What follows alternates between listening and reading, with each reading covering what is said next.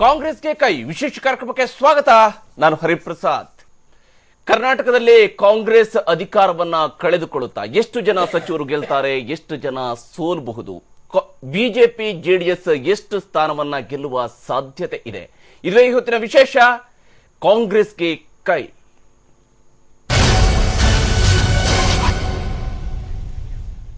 ಮುಂದಿನ ವಿಧಾನಸಭಾ ಚುನಾವಣೆಗೆ ಸಂಬಂಧಪಟ್ಟಂತೆ ಈಗಾಗಲೇ ಜೋರಾದಂತಹ ಸಿದ್ಧತೆ ರಾಜ್ಯದ ಮೂರೂ ರಾಜಕೀಯ ಪಕ್ಷಗಳಿಂದ ನಡೀತಾ ಇದೆ. ಇದರ ನಡುವೆ ಕಾಂಗ್ರೆಸ್ ಪಕ್ಷ ವಿಶೇಷವಾಗಿ ಯಾರನ್ನ ಈ ಚುನಾವಣೆಯಲ್ಲಿ, ಮುಂದಿನ ಚುನಾವಣೆಯಲ್ಲಿ ಅಭ್ಯರ್ಥಿಗಳಾಗಿ ಅಖಾಡಕ್ಕೆ ಇಳಿಸಬೇಕು ಅನ್ನೋದಕ್ಕೆ ಸಂಬಂಧಪಟ್ಟ ಹಾಗೆ ಒಂದು ಆಂತರಿಕ ಸಮೀಕ್ಷೆಯನ್ನ ಖಾಸಗಿ ಏಜೆನ್ಸಿಯೊಂದರ ಮೂಲಕವಾಗಿ ನಡೆಸಿದೆ. ಖಾಸಗಿ ಏಜೆನ್ಸಿ ನಡೆಸಿರ್ತಕ್ಕಂಥ ಈ ಆಂತರಿಕ ಸಮೀಕ್ಷೆಯ ಪ್ರಕಾರ ಸ್ವತಃ ಕಾಂಗ್ರೆಸ್ ಪಕ್ಷ ಅಧಿಕಾರವನ್ನ ಕಳೆದುಕೊಳ್ಳುತ್ತೆ ಅನ್ನುವಂತ ಒಂದು ಮಾಹಿತಿಯನ್ನು ಕೂಡ ಸಮೀಕ್ಷೆ ಸಂದರ್ಭದಲ್ಲಿ ಕೊಟ್ಟಿರ್ತಕ್ಕಂಥದ್ದು. ಈ ಸಮೀಕ್ಷೆಯ ಡೀಟೇಲ್ಸ್ ಅನ್ನ ಮೊದಲಿಗೆ ನೋಡೋಣ, ನಂತರ ನಮ್ಮ ಜೊತೆಗೆ ಅತಿಥಿಗಳು ಕೂಡ ಜಾಯ್ನ್ ಆಗಿದ್ದಾರೆ. ಅವ್ರ ಜೊತೆಗೆ ಮಾತಾಡೋದಕ್ಕಿಂತ ಮೊದಲು ಈ ರಿಪೋರ್ಟ್ ಅನ್ನ ನೋಡೋಣ. ಕೆಪಿಸಿಸಿ ಕೈ ಸೇರಿದ ಆಂತರಿಕ ಸಮೀಕ್ಷೆ. 2018ರಲ್ಲಿ ರಾಜ್ಯದಲ್ಲಿ ಕೈ ತಪ್ಪಲಿದೆ ಅಧಿಕಾರ. ಕರ್ನಾಟಕದಲ್ಲಿ ಮುಂದೆ ಅತಂತ್ರ ವಿಧಾನಸಭೆ.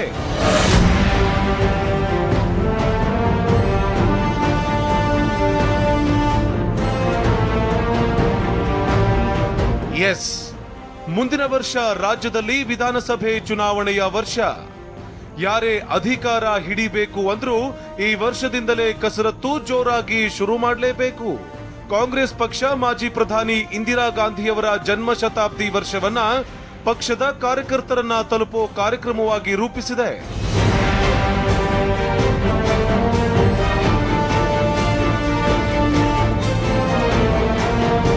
ಮುಂದಿನ ವರ್ಷದ ಚುನಾವಣೆಯ ಬಗ್ಗೆ ಈಗಾಗಲೇ ಚರ್ಚೆ ಶುರುವಾಗಿದೆ. ಇದೇ ಅವಧಿಯಲ್ಲಿ ಕಾಂಗ್ರೆಸ್ ಕಳೆದ 2 ತಿಂಗಳಿನಿಂದ ಆಂತರಿಕ ಸಮೀಕ್ಷೆಯೊಂದನ್ನು ನಡೆಸಿದೆ. ರಾಜ್ಯದ 224 ವಿಧಾನಸಭಾ ಕ್ಷೇತ್ರಗಳಲ್ಲಿ ಖಾಸಗಿ ಏಜೆನ್ಸಿಯೊಂದರ ಮೂಲಕ ಆಂತರಿಕ ಸಮೀಕ್ಷೆ ನಡೆಸಿದೆ. ಯಾರ್ಯಾರು ಗೆಲ್ತಾರೆ, ಯಾರ್ಯಾರು ಸೋಲ್ತಾರೆ ಅನ್ನೋ ಅಂಶಗಳಿರೋ ವರದಿ ಈಗ ಕೆಪಿಸಿಸಿ ಕೈ ಸೇರಿದೆ. ಕಾಂಗ್ರೆಸ್ ನಡೆಸಿರೋ ಈ ವರದಿ ಪ್ರಕಾರ ಕೈ ಪಕ್ಷ ಅಧಿಕಾರ ಕಳೆದುಕೊಳ್ಳೋದು ಖಚಿತ. ಹಾಗಂತ ಬೇರೆ ಯಾವುದೇ ಪಕ್ಷಕ್ಕೂ ಬಹುಮತ ಸಿಗೋ ಸಾಧ್ಯತೆಗಳಿಲ್ಲ ಅಂತ ವರದಿಯಲ್ಲಿ ಉಲ್ಲೇಖಿಸಲಾಗಿದೆ ಎಂದು ಟಿವಿ9ಗೆ ಉನ್ನತ ಮೂಲಗಳು ತಿಳಿಸಿವೆ.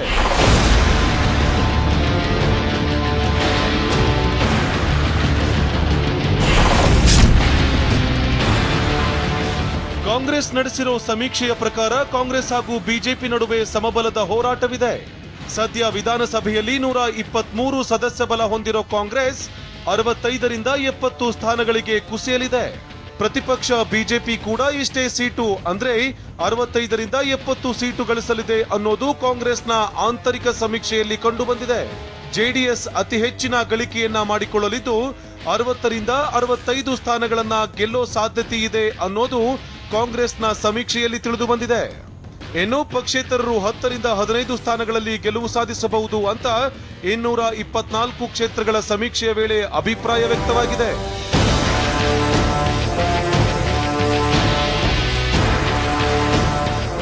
ಚುನಾವಣೆಗೆ 1 ವರ್ಷ ಬಾಕಿ ಇರುವಾಗಲೇ ನಡೆಸಿರೋ ಈ ಸಮೀಕ್ಷೆ ಕಾಂಗ್ರೆಸ್ ಇದರ ಮೂಲಕ ಮುಂದಿನ ಚುನಾವಣೆಗೆ ಟಿಕೆಟ್ ಹಂಚಿಕೆ ಮಾಡೋ ಲೆಕ್ಕಾಚಾರದಲ್ಲಿದೆ. ಈಗಾಗಲೇ ಕೆಪಿಸಿಸಿ ಅಧ್ಯಕ್ಷರ ಕೈ ಸೇರಿರೋ ವರದಿಯಲ್ಲಿ ಇನ್ನೂ ಕೆಲ ಇಂಟ್ರೆಸ್ಟಿಂಗ್ ಅಂಶಗಳಿವೆ. ಬಿಜೆಪಿಯ ಗಳಿಕೆ ಇನ್ನಷ್ಟು ಹೆಚ್ಚಳವಾಗೋ ಸಾಧ್ಯತೆ. ಬಿಜೆಪಿ 5ರಿಂದ 10 ಹೆಚ್ಚುವರಿ ಸ್ಥಾನ ಗಳಿಸೋ ನಿರೀಕ್ಷೆ. 15ಕ್ಕೂ ಹೆಚ್ಚು ಸಚಿವರು ಸೋಲುಣ್ಣುವ ನಿರೀಕ್ಷೆ. ಈ ಆಂತರಿಕ ಸಮೀಕ್ಷೆಯ ಪ್ರಕಾರ ಬಿಜೆಪಿ ಗಳಿಕೆಯಲ್ಲಿ ಮತ್ತಷ್ಟು ಹೆಚ್ಚಳವಾಗಬಹುದು. ಬಿಜೆಪಿ 65ರಿಂದ 70 ಸ್ಥಾನ ಗಳಿಸಲಿದೆ ಅಂತ ಸಮೀಕ್ಷೆಯಲ್ಲಿ ಹೇಳಿದ್ರೂ ಕಮಲ ಪಕ್ಷ 5ರಿಂದ 10 ಸ್ಥಾನವನ್ನ ಮತ್ತೂ ಹೆಚ್ಚು ಗಳಿಸುವ ಸಾಧ್ಯತೆ ಇದೆ ಎಂದು ಸಮೀಕ್ಷೆಯಲ್ಲಿ ಉಲ್ಲೇಖಿಸಲಾಗಿದೆ ಅನ್ನೋದು ತಿಳಿದು ಬಂದಿದೆ. ಹಾಗೆಯೇ ರಾಜ್ಯದ ಸಚಿವರಲ್ಲಿ 15ಕ್ಕೂ ಹೆಚ್ಚು ಮಂದಿ ಮುಂದಿನ ಚುನಾವಣೆಯಲ್ಲಿ ಸೋಲಿನ ರುಚಿ ಉಣ್ಣಬೇಕಾಗುತ್ತೆ ಅನ್ನೋದು ಸಮೀಕ್ಷೆಯಲ್ಲಿ ಎಚ್ಚರಿಕೆ ನೀಡಲಾಗಿದೆ. ಹೀಗೆ ರಾಜ್ಯದಲ್ಲಿ ಕಾಂಗ್ರೆಸ್ ಪಾಲಿಗೆ ಮುಂದಿನ ಚುನಾವಣೆ ಕಠಿಣವಾಗಲಿದೆ ಅಂತ ಕಾಂಗ್ರೆಸ್ ನಡೆಸಿರೋ ಸಮೀಕ್ಷೆಯೇ ಹೇಳಿದೆ. ಜೊತೆಗೆ ರಾಜ್ಯದಲ್ಲಿ ಅತಂತ್ರ ವಿಧಾನಸಭೆ ಆಗೋ ಮುನ್ಸೂಚನೆ ನೀಡಿದೆ. ತನ್ನದೇ ಸಮೀಕ್ಷೆಯಿಂದ ಎಚ್ಚೆತ್ತುಕೊಂಡು ಕಾಂಗ್ರೆಸ್ ಮುಂದಿನ 1 ವರ್ಷದ ಅವಧಿಯಲ್ಲಿ ತನ್ನ ಆಡಳಿತ ಶೈಲಿಯಲ್ಲಿ ಬದಲಾವಣೆ ಮಾಡಿಕೊಳ್ಳುತ್ತಾ ಅಥವಾ ಸಮೀಕ್ಷೆಯನ್ನ ಬದಿಗಿಟ್ಟು ಯೋಚಿಸುತ್ತಾ ಅನ್ನೋದು ಮುಂದಿನ ದಿನಗಳಲ್ಲಿ ಗೊತ್ತಾಗಲಿದೆ. ಸುಖೇಶ್, TV9 ಬೆಂಗಳೂರು. ರಾಜಕೀಯ ಪಕ್ಷಗಳು ಈ ರೀತಿಯಾದಂತಹ ಆಂತರಿಕ ಸರ್ವೆಯನ್ನ ಮಾಡುವಂತದ್ದು ಹೊಸದಲ್ಲ. ಆದರೆ 1.25 ವರ್ಷ ಇನ್ನೂ ಕೂಡ ಬಾಕಿ ಇದೆ ಈ ಚುನಾವಣೆ, ಮುಂದಿನ ಚುನಾವಣೆ ಬರೋದಿಕ್ಕೆ. ಕರ್ನಾಟಕದಲ್ಲಿ ವಿಧಾನಸಭೆ ಚುನಾವಣೆ ಬರೋದಿಕ್ಕೆ 2 ತಿಂಗಳ ಅವಧಿಯಲ್ಲಿ ರಾಜ್ಯದ 224 ಕ್ಷೇತ್ರಗಳಲ್ಲಿ ಕಾಂಗ್ರೆಸ್ ಪಕ್ಷ ಖಾಸಗಿ ಏಜೆನ್ಸಿಯ ಮೂಲಕವಾಗಿ ನಡೆಸಿರ್ತಕ್ಕಂಥ ಈ ಆಂತರಿಕ ಸಮೀಕ್ಷೆ, ಇದರ ಈಗಾಗಲೇ ಕೆಪಿಸಿಸಿ ಕೈ ಸೇರಿರ್ತಕ್ಕಂಥ ಈ ಸಮೀಕ್ಷೆಯ ಮುಖ್ಯ ಅಂಶಗಳನ್ನಷ್ಟೇ ನಾವಿಲ್ಲಿ ನೋಡಿರ್ತಕ್ಕಂಥ ಮುಖ್ಯ ಅಂಶಗಳು TV9ಗೆ ಲಭ್ಯ ಆಗಿರ್ತಕ್ಕಂಥ ಅದನ್ನ ನಾವು ಈಗಾಗಲೇ ನೋಡಿದ್ವಿ. ಇದರ ಬಗ್ಗೆ ಮಾತಾಡಕ್ಕೆ ನಮ್ಮ ಜೊತೆಗೆ ನಮ್ಮ ಸ್ಟುಡಿಯೋದಲ್ಲಿ ಅತಿಥಿಗಳು ಕೂಡ ಜಾಯ್ನ್ ಆಗಿದ್ದಾರೆ. ಬಿಜೆಪಿಯ ರಾಜ್ಯ ಮುಖ್ಯ ವಕ್ತಾರರು ಹಾಗೂ ಮಾಜಿ ಸಚಿವರಾಗಿರುವ ಸುರೇಶ್ ಕುಮಾರ್ ಅವರು ನಮಗೆ ಈ ಕಾರ್ಯಕ್ರಮದಲ್ಲಿ ಜಾಯ್ನ್ ಆಗಿದ್ದಾರೆ. ಜೆಡಿಎಸ್ನ ಶಾಸಕರಾಗಿರುವ ಕಡೂರು ಕ್ಷೇತ್ರದ ಶಾಸಕ YSV ದತ್ತ ನಮಗೆ ಈ ಕಾರ್ಯಕ್ರಮದಲ್ಲಿ ಜಾಯ್ನ್ ಆಗಿದ್ದಾರೆ. ಕಾಂಗ್ರೆಸ್ನ ತುಮಕೂರು ಕ್ಷೇತ್ರದ ಸಂಸದರಾಗಿರುವ ಮುದ್ದರಮೇಗೌಡರು ನಮಗೆ ಈ ಕಾರ್ಯಕ್ರಮದಲ್ಲಿದ್ದಾರೆ. ಹಿರಿಯ ಪತ್ರಕರ್ತ ಅಬ್ದುಲ್ ಹಕೀಂ ಅವರು ನಮಗೆ ಈ ಕಾರ್ಯಕ್ರಮದಲ್ಲಿ ಜಾಯ್ನ್ ಆಗಿದ್ದಾರೆ. ಹಾಗೂ ಹುಬ್ಬಳ್ಳಿಯಿಂದ ರಾಜಕೀಯ ವಿಶ್ಲೇಷಕ ಪ್ರೊಫೆಸರ್ ಹರೀಶ್ ರಾಮಸ್ವಾಮಿ ಅವರು ಕೂಡ ನಮಗೆ ಈ ಕಾರ್ಯಕ್ರಮದಲ್ಲಿ ಜಾಯ್ನ್ ಆಗಿದ್ದಾರೆ. ಅತಿಥಿಗಳ ಜೊತೆಗೆ ಮಾತನ್ನು ಆರಂಭಿಸೋದಕ್ಕಿಂತ ಮುಂಚಿತವಾಗಿ ಮತ್ತೊಮ್ಮೆ ಕಾಂಗ್ರೆಸ್ ಪಕ್ಷ ನಡೆಸಿರ್ತಕ್ಕಂಥ ಈ ಆಂತರಿಕ ಸರ್ವೆ ಪ್ರಕಾರ ಪಕ್ಷಗಳ ಬಲಾಬಲ ಹೇಗಿರಲಿದೆ ಅನ್ನೋದರ ಬಗ್ಗೆ ಮತ್ತೊಮ್ಮೆ ನಾವು ನೋಡೋದಿದ್ರೆ, ಇಲ್ಲಿ ಕಾಂಗ್ರೆಸ್ ಪಕ್ಷ 65ರಿಂದ 70 ಸ್ಥಾನ ಗಳಿಸಬಹುದು. ಭಾರತೀಯ ಜನತಾ ಪಕ್ಷವು ಕೂಡ ಇಷ್ಟೇ ಸ್ಥಾನಗಳನ್ನು ಗಳಿಸುತ್ತೆ ಅನ್ನುವಂಥದ್ದನ್ನ ಹೇಳಿದ್ರೂ ಕೂಡ ಮುಂದುವರಿದು ಈ ವರದಿಯಲ್ಲಿ ಇರ್ತಕ್ಕಂಥದ್ದು ಬಿಜೆಪಿ ಇದಕ್ಕಿಂತಲೂ 5ರಿಂದ 10 ಸ್ಥಾನಗಳನ್ನು ಹೆಚ್ಚುವರಿಯಾಗಿ ಗೆಲ್ಲಬಹುದು ಅನ್ನುವಂತಹ ಒಂದು ಅಂಶವನ್ನು ಕೂಡ ಕಾಂಗ್ರೆಸ್ನ ಈ ಸಮೀಕ್ಷಾ ವರದಿಯಲ್ಲಿ ಇರತಕ್ಕಂತಹ ಅಂಶ. ಹಾಗೆಯೇ ಜೆಡಿಎಸ್ 60ರಿಂದ 65 ಸ್ಥಾನಗಳನ್ನು ಗಳಿಸಬಹುದು ಅನ್ನುವಂಥದ್ದು, ಹಾಗೂ ಪಕ್ಷೇತರರು 10ರಿಂದ 15 ಸ್ಥಾನಗಳನ್ನ ಹೆಚ್ಚುವರಿ ಗಳಿಸುವಂತಹ ಸಾಧ್ಯತೆ ಇದೆ. ಈಗಾಗಲೇ ಕರ್ನಾಟಕದಲ್ಲಿ ಇರತಕ್ಕಂತಹ ಪಕ್ಷೇತರ ಸಂಖ್ಯೆ ಮತ್ತಷ್ಟು ಹೆಚ್ಚಳ ಆಗಬಹುದು. ಕೆಲವೊಂದು ಕ್ಷೇತ್ರಗಳಲ್ಲಿ ಪಕ್ಷೇತರ ಕಡೆಗೆ ಒಲವು ವ್ಯಕ್ತ ಆಗುತ್ತೆ ಅನ್ನುವಂಥದ್ದು 224 ಕ್ಷೇತ್ರಗಳಲ್ಲಿ ನಡೆಸಿರ್ತಕ್ಕಂತಹ ಸಮೀಕ್ಷೆಯ ಸಂದರ್ಭದಲ್ಲಿ ಕಾಂಗ್ರೆಸ್ ಪಕ್ಷಕ್ಕೆ ಸಲ್ಲಿಕೆಯಾಗಿರ್ತಕ್ಕಂತಹ ಈ ಒಂದು ಆಂತರಿಕ ವರದಿಯಲ್ಲಿ ಇರತಕ್ಕಂತಹ ಅಂಶ. ಎಸ್, ಚರ್ಚೆನ ನಾವು ಆರಂಭಿಸೋಣ. ಮೊದಲಿಗೆ ಮುದ್ದರಮೇಗೌಡ್ರೆ, ಕಾಂಗ್ರೆಸ್ ಅಧಿಕಾರದಲ್ಲಿದೆ, 4 ವರ್ಷ ಆಗ್ತಾ ಬಂತು, ಕಂಪ್ಲೀಟ್ ಆಗೋದಕ್ಕೆ ಇನ್ನು 5 ತಿಂಗಳು ಬಾಕಿ ಇರುವಂತದ್ದು. ಮುಂದಿನ ವರ್ಷ ಚುನಾವಣೆಗೆ ಹೋಗಬೇಕು. ನೀವೇ ನಡೆಸಿರ್ತಕ್ಕಂಥ ಸಮೀಕ್ಷೆ ನೀವು ಅಧಿಕಾರಕ್ಕೆ ಹಿಡಿಯಲ್ಲ ಅನ್ನೋಂತ ಹೇಳ್ತಾ ಇದೆ. ಅಲ್ಲ, ಮೊಟ್ಟ ಮೊದಲನೇದು ಇರಲಿ, ಸಮೀಕ್ಷೆ ಬಂದಿದೆ, ಇದು ಇಷ್ಟು ಸೀಟ್ ಬರುತ್ತೆ ಹಾಗೆ ಅನ್ನೋದು ಒಂದು ಎಚ್ಚರಿಕೆ ಕೊಡೋದ್ರಲ್ಲಿ ಒಪ್ಕೊಳ್ತೀನಿ. ಆದರೆ ಇದು ಯಾರು ಸಮೀಕ್ಷೆ ಮಾಡಿದ್ರು, ಅಧಿಕೃತವಾ ಅನಧಿಕೃತವಾ, ಅಥವಾ ಇದು ಹೇಗೆ ಸಮೀಕ್ಷೆ ಯಾರಿಗೆ ಯಾವ ರೀತಿ ಇದು ಸಿಕ್ತು, ಇದ್ರ ಮೇಲೇ ಬಹುಶಃ ಒಂದು ಹೈಪೋಥೆಟಿಕಲ್ ಇದು ಸಿಚುಯೇಷನ್. ಇದು ಯಾರನ್ನು ಕೂಡ ಯಾಕೆಂದ್ರೆ ಅಧಿಕೃತವಾಗಿ ಒಂದು ಸರ್ಕಾರ ಆಗಲಿ ಪಕ್ಷ ಆಗಲಿ ಇವತ್ತು ಒಪ್ಕೊಳ್ಳದೆ ಇದ್ರು ಕೂಡ ಒಂದು ನಿಮ್ಗೆ ನೆನಪಿಸ್ಕೊಡೋದಕ್ಕೆ ಬಯಸ್ತೀನಿ, SM ಕೃಷ್ಣ ಅವರ ಅವಧಿಯಲ್ಲೂ ಕೂಡ ಇಂಥದೇ ಒಂದು ಆಂತರಿಕ ಸಮೀಕ್ಷೆ ಸಲ್ಲಿಕೆ ಆಗಿತ್ತು ಅನ್ನೋದನ್ನ ಚುನಾವಣೆ ರಿಸಲ್ಟ್ ಬಂದ ನಂತರ ಕಾಂಗ್ರೆಸ್ ನಾಯಕರುಗಳೇ ಹೇಳಿದ್ದಾರೆ. ಎಷ್ಟು ಜನ ಮಿನಿಸ್ಟರ್ಗಳು ಸೋಲ್ಬಹುದು ಅನ್ನೋದ್ರ ಬಗ್ಗೆ ಮೊದಲಿಗೆ ಹೇಳಿದ್ರು. ಅದನ್ನ ನಾವು ಆವಾಗ ಸೀರಿಯಸ್ ತಗೊಂಡೋಗಿಲ್ಲ, ಆಮೇಲೆ ಅದು ಸೀರಿಯಸ್ ಆಗಿ ಕನ್ವರ್ಟ್ ಆಗಿದೆ. ಇದು ಒಂದ್ ವೇಳೆ ಇದು ಸತ್ಯ ಇಲ್ಲ ಅಂತ ಅಂದ್ರೂ ಕೂಡ, ಇಂಥ ವರದಿ ಬಂದಿಲ್ಲ, ಸಮೀಕ್ಷೆ ಆಗಿಲ್ಲ ಅಂತ ಅಂದ್ರೂ ಕೂಡ ಇದನ್ನ ಒಂದ್ ರೀತಿನಲ್ಲಿ, ಯಾಕೆಂದ್ರೆ ತಾವು ಈಗಾಗಲೇ ಹೇಳಿದ ರೀತಿಯಲ್ಲಿ ಇನ್ನೂ 15 ತಿಂಗಳುಗಳ ಕಾಲ ಇವತ್ತು ಈ ರಾಜ್ಯದಲ್ಲಿ ನಮ್ಮ ಸರ್ಕಾರ ಇರುತ್ತೆ. ಹಾಗಾಗಿ ಒಂದ್ ರೀತಿ ಇದೊಂದು ರೀತಿ ಎಚ್ಚರಿಕೆ ಗಂಟೆ ಅಂತ ನಾವು ತಗೊಂಡು, ಎಲ್ಲಿ ನಮ್ಮಲ್ಲಿ ಲೋಪ ಆಗಿದೆ, ಯಾಕೆ ಇದು ನಮ್ಮಲ್ಲಿ ಕೆಲವು ಸೀಟ್ಗಳು ಗೆಲ್ಲಕ್ಕಾಗಲಿಲ್ಲ, ಯಾಕೆ ಗೆಲ್ಬೋದು, ಇದೆಲ್ಲರೂ ಕೂಡ ನಾವು ಕೂಲಂಕುಷವಾಗಿ ಚರ್ಚೆ ಮಾಡಿ ಅದನ್ನು ಸರಿಪಡಿಸ್ಕೊಳ್ತಕ್ಕಂಥದ್ದು ಒಂದು ಅವಕಾಶ ಇದೆ. ಬೇಸಿಕ್ ಕ್ವಶನ್ ಏನಂದ್ರೆ ನಂದು, ಇದನ್ನು ಯಾರು ತೀರ್ಮಾನ ಕೊಟ್ಟರು ಅಂತ ನಮಗೂ ಗೊತ್ತಿಲ್ಲ, ನಿಮಗೂ ಗೊತ್ತಿಲ್ಲ. ಒಂದು ಹೈಪೋಥೆಟಿಕಲ್ ಆಗಿ ಒಂದು ಊಹೆ ಮಾಡಿಕೊಂಡು ಒಂದು KPCC ಅವ್ರು ಮಾಡಿದ್ದಾರೆ ಅಥವಾ ಸರ್ಕಾರ ಮಾಡಿದೆ, ಅದರಲ್ಲಿ ಈ ರೀತಿ ವರದಿ ಬಂದಿದೆಯಂತೆ ಮಾಡಿದ್ದಾರೆ ಅಂತ ಹೇಳ್ತಾರೆ. ಇರ್ಲಿ, ಅದು KPCC ಅವ್ರು ಮಾಡಿದ್ದಾರೆ ಅಂತ ನೀವು ಹೇಳಿದ್ರಿ. ನನಗೆ ಬಂದಿದ್ದ ಮಾಹಿತಿ, ಈಗ KPCCಯಿಂದ ಅಂಥದ್ದು ಯಾವುದೇ ಒಂದು ನಾವು ವರದಿಯನ್ನ ನಾವು ತರಿಸ್ಕೊಂಡಿಲ್ಲ, ಆಂತರಿಕ ಸಮೀಕ್ಷೆಯನ್ನು ಮಾಡಿಸಿಲ್ಲ ಅಂತ. ಇಲ್ಲೇ ಮಾಡಿಸಿರ್ಬೋದು ಅಂತಲೇ ನಾವು ಊಹೆ ಮಾಡ್ಕೊಳ್ಳೋಣ.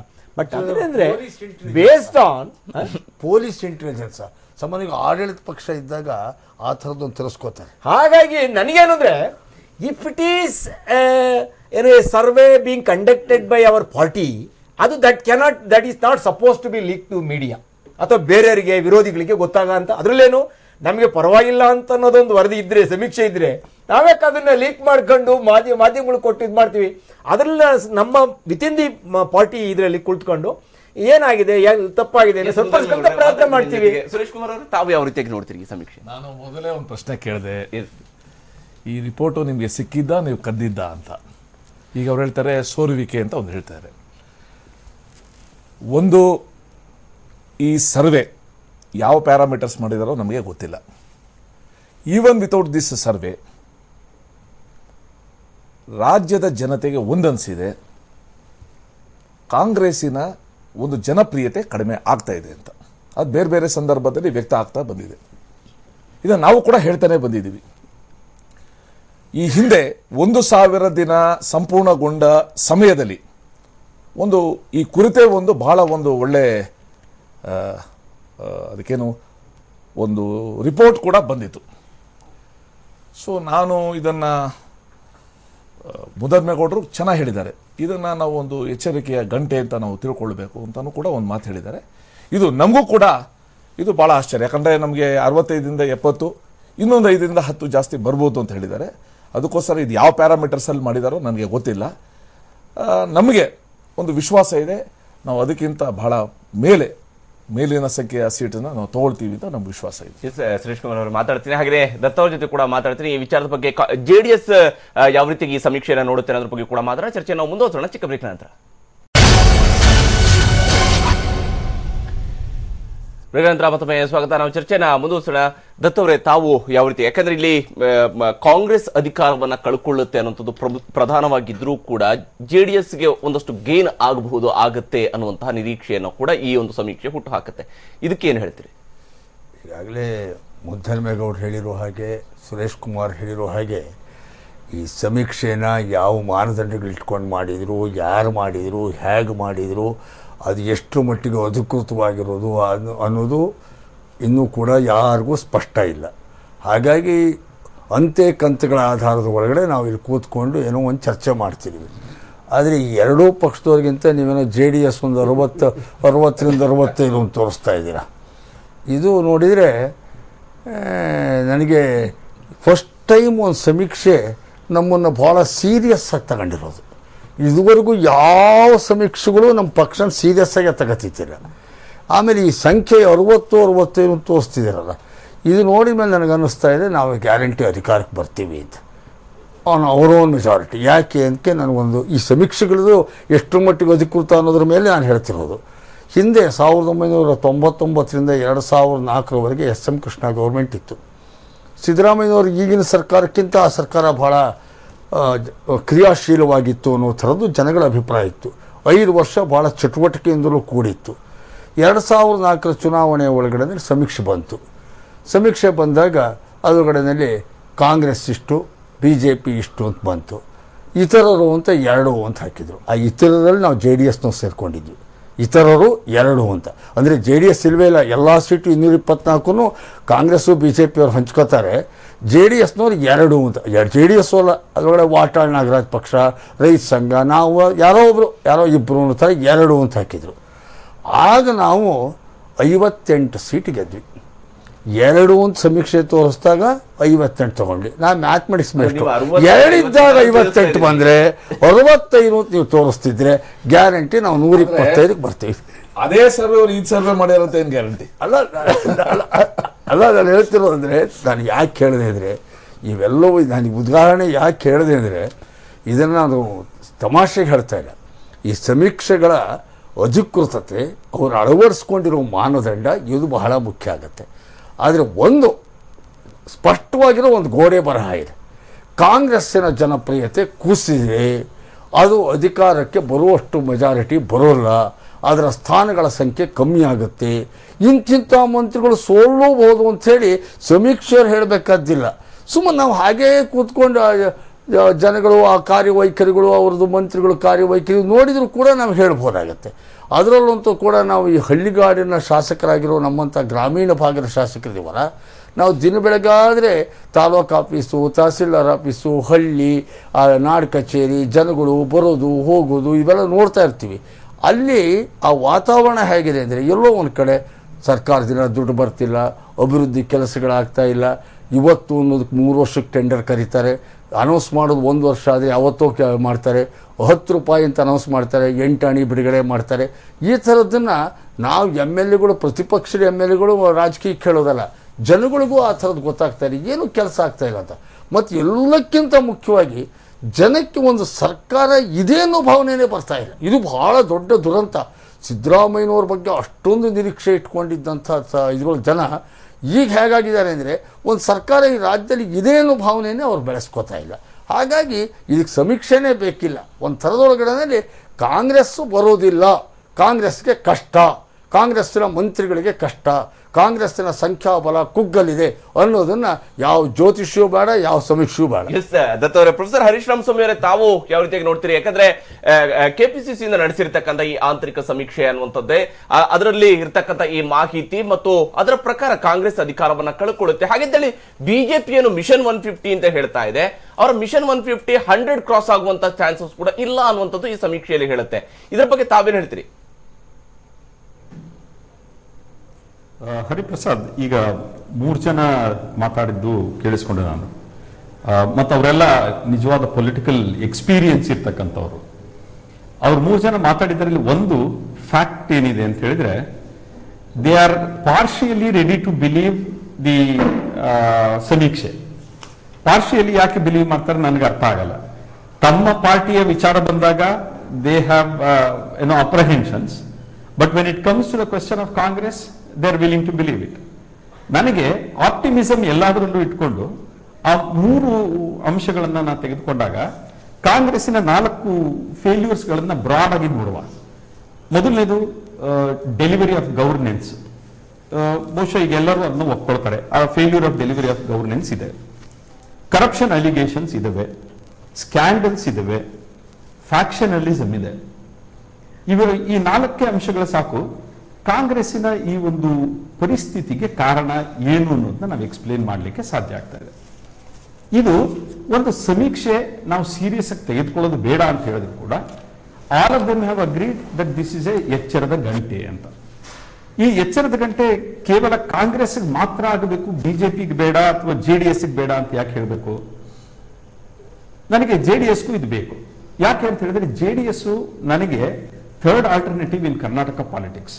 ಅದನ್ನ ನಾನು ಯಾವ ಸಂದರ್ಭದಲ್ಲೂ ಹೇಳಿದ್ದೀನಿ, ಅದರ ಅವಶ್ಯಕತೆ ಇದೆ ಈಗ ಪಾಲಿಟಿಕ್ಸ್ ನಲ್ಲಿ ಅಂತ ಹೇಳ್ತಕ್ಕಂಥ ಮಾತನ್ನ ನಾನು ಸದಾ ಅದನ್ನ ರೀಟ್ರೇಟ್ ಮಾಡ್ತಾನೆ ಇದ್ದೀನಿ. ಎರಡನೇದು BJP. Why should not BJP accept the number? Because ಅಲ್ಲಿ ಪಾಸಿಟಿವ್ ಆಲೋಚನೆಯೂ ಇದೆ ಬಿಜೆಪಿಗೆ, ಪ್ಲಸ್ ನಂಬರ್ಗಳು ಕೂಡ ಇದೆ. ಸೊ ನನ್ನ ದೃಷ್ಟಿಯಲ್ಲಿ ಒಬ್ಬ ಪಾಲಿಟಿಕ್ಸಿನ ಔಟ್ಸೈಡರ್ ಆಗಿ, ಪಾಲಿಟಿಕ್ಸಿನ ಅಬ್ಸರ್ವರ್ ಆಗಿ ನನಗೆ ಈ 3 ಅಂಶಗಳು ಕೂಡ ಇಂಪಾರ್ಟೆಂಟ್. 3-4 ಪಕ್ಷಗಳ ಬಗ್ಗೆ ಹೇಳಿರ್ತಕ್ಕಂಥ ಸಮೀಕ್ಷೆಯೂ ಇಂಪಾರ್ಟೆಂಟ್. ಬಟ್ ಅದರ ಜೊತೆಗೆ ಕಾಂಗ್ರೆಸ್ಗೆ ಇದು ಎಚ್ಚರದ ಗಂಟೆ, ಎಷ್ಟು ಎಚ್ಚರದ ಗಂಟೆಯೋ ಅಷ್ಟೇ ಬೇರೆ ಪಕ್ಷಗಳು ಕೂಡ ತಮ್ಮ ಆಂತರ್ಯದಲ್ಲಿ ನಡೀತಾ ಇರತಕ್ಕಂಥ ಸಮಸ್ಯೆಗಳ ಬಗ್ಗೆ ಎಚ್ಚರವನ್ನು ವಹಿಸಬೇಕಾಗ್ತದೆ. ಅದು ಈಶ್ವರಪ್ಪನವರ ಬಗ್ಗೆ ಇರಬಹುದು, ಅಥವಾ ಅವರ ಒಂದು ಏನು ಯಡಿಯೂರಪ್ಪನವರ ನಾಯಕತ್ವದ ಬಗ್ಗೆ ಚರ್ಚೆಗಳಾಗ್ತಾ ಇರ್ತಕ್ಕಂಥದ್ದು ಇರಬಹುದು, ಅಥವಾ ಕುಮಾರಸ್ವಾಮಿಯವರು ಯಾವ ರೀತಿಯಾಗಿ ಉತ್ತರ ಕರ್ನಾಟಕಕ್ಕೆ ಬಂದು ಉತ್ತರ ಕರ್ನಾಟಕದಲ್ಲಿ ವೋಟ್ಸ್ ಅನ್ನು ಗೇನ್ ಮಾಡಲಿಕ್ಕೆ ಪ್ರಯತ್ನವನ್ನು ಮಾಡ್ತಾ ಇರ್ತಕ್ಕಂಥದ್ದು ಇರ್ಬೋದು. We have to take all these things into consideration ಅಂತ ನನಗನ್ಸುತ್ತೆ. ಎಸ್, ಪ್ರೊಫೆಸರ್ ರಾಮಸ್ವಾಮಿ ಅವರೇ ಮಾತಾಡ್ತೀನಿ ನಿಮ್ ಜೊತೆಗೆ. ಹಕ್ಕಿಂ ಅವರೇ, ಯಾಕಂದ್ರೆ ಈ ಸಮೀಕ್ಷೆ ಹೇಳ್ತಾ ಇರತಕ್ಕಂಥದ್ರಲ್ಲಿ ಕಾಂಗ್ರೆಸ್ ಅಂತ ಅಧಿಕಾರವನ್ನು ಕಳ್ಕೊಳ್ಳುತ್ತೆ, ಅದ್ರ ಜೊತೆಗೇನೆ ರಾಜ್ಯದಲ್ಲಿ ಯಾವುದೇ ಒಂದು ಸಿಂಗಲ್ ಪಾರ್ಟಿ ಅಧಿಕಾರಕ್ಕೆ ಬರೋದಿಲ್ಲ ಅನ್ನೋದು ಕೂಡ ಅತಂತ್ರ. ಬಹುಶಃ 10 ವರ್ಷ ನಂತರ ಮತ್ತೊಮ್ಮೆ ಮೈತ್ರಿ ಸರ್ಕಾರವನ್ನ ಎದುರು ನೋಡ್ಬೇಕಾಗತ್ತೆ 2018ರಲ್ಲಿ ಅಂತ. ನಾವು 83ರಲ್ಲಿ ಗುಂಡೂರಾವ್ ಸರ್ಕಾರ ಪತನ ಆದ ನಂತರದ ಇಲ್ಲಿವರೆಗೂ ಕೂಡ ಯಾವುದೇ ಸರ್ಕಾರ 2ನೇ ಸಲ ಬಂದಿಲ್ಲ. ರಾಮಕೃಷ್ಣ ಹೆಗಡೆ ಅವರು 85ರಲ್ಲಿ 80 ಲೋಕಸಭೆಯಲ್ಲಿ ಮೆಜಾರಿಟಿ ಆದ ಕಾರಣಕ್ಕೆ ರಾಜೀನಾಮೆ ಕೊಟ್ಟಿದ್ದೊಂದು ಬಿಟ್ಟು ಉಳಿದ ಎಲ್ಲ ಸರ್ಕಾರಗಳು ಭಾಳ ವ್ಯತಿರಿಕ್ತವಾದ ಪರಿಣಾಮ ಬೀರಿದ್ದಾವೆ. ಅದನ್ನು ನಾವು ಅಂಕಿಅಂಶಗಳ ಪ್ರಕಾರ ಹೇಳಬೇಕಾದ್ರೆ 83ರಲ್ಲಿ ಏನು ಗುಂಡೂರಾವ್ ಸ್ವತಃ ಸೋಲ್ತಾರೆ, ಅವರು ಚುನಾವಣೆಗೆ ಮುಖ್ಯಮಂತ್ರಿಯಾಗಿ ಸೋತು ಅವ್ರ ಪಕ್ಷ 149ಕ್ಕೆ 82 ತರ್ತಾರೆ.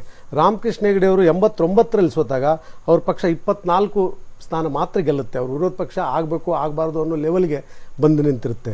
ಮೊಯ್ಲಿಯವರ ಕಾಲದಲ್ಲಿ 94ರಲ್ಲಿ ಸೋತಾಗ ಕೇವಲ 34 ಶಾಸಕರು ಗೆದ್ದಿರ್ತಾರೆ ಕಾಂಗ್ರೆಸ್ಲಿಂದ. ಪಟೇಲ್ರು ಸ್ವತಃ 99ರಲ್ಲಿ ಸೋತು ಕೇವಲ ಜನತಾದಳ ಯು ಅಂತ ಏನಂತೀವಿ 18 ಮತ್ತು ಜನತಾದಳ ಎಸ್ 10 ಆ ರೀತಿಯಿಂದ ಮಾಡಿರ್ತಾರೆ. ಕೃಷ್ಣ ಅವರು 34 ಮಂತ್ರಿಗಳ ಸೋಲೋ ಜೊತೆಗೆ 67 ಜನ ಮಾತ್ರ ಆಗಿನ ಕಾಲದಲ್ಲಿ ಗೆಲ್ತಾರೆ.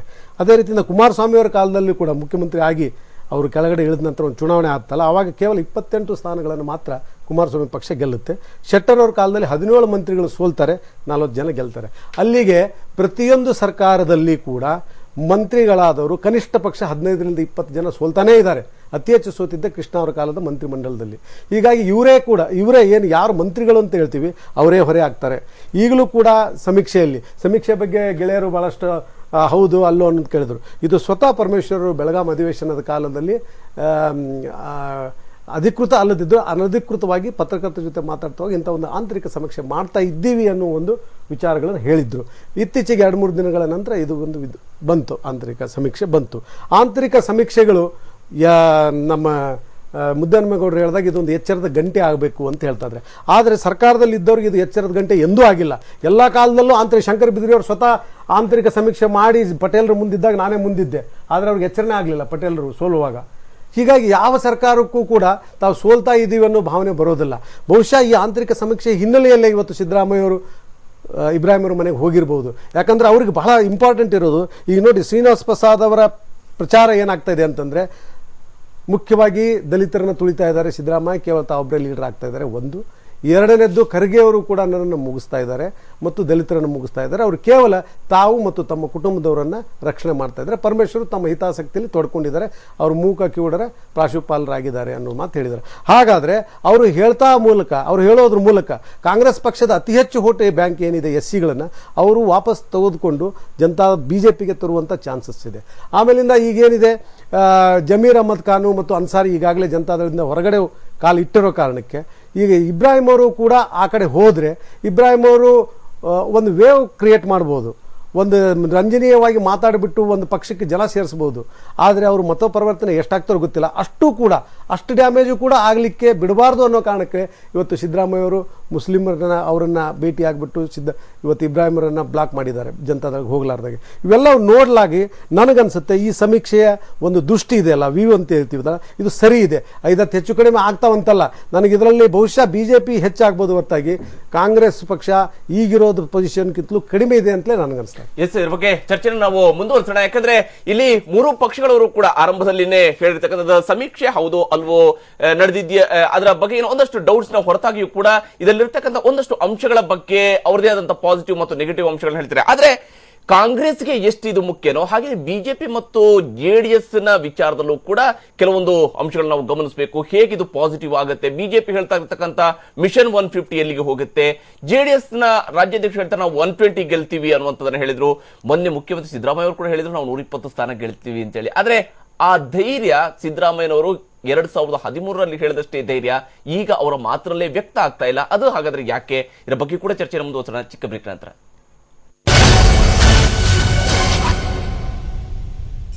ಮೃಗೇಂದ್ರ ಮತ್ತೊಮ್ಮೆ ಸ್ವಾಗತ. ನಾವು ಚರ್ಚೆಯನ್ನ ಮುಂದುವರಿಸೋಣ.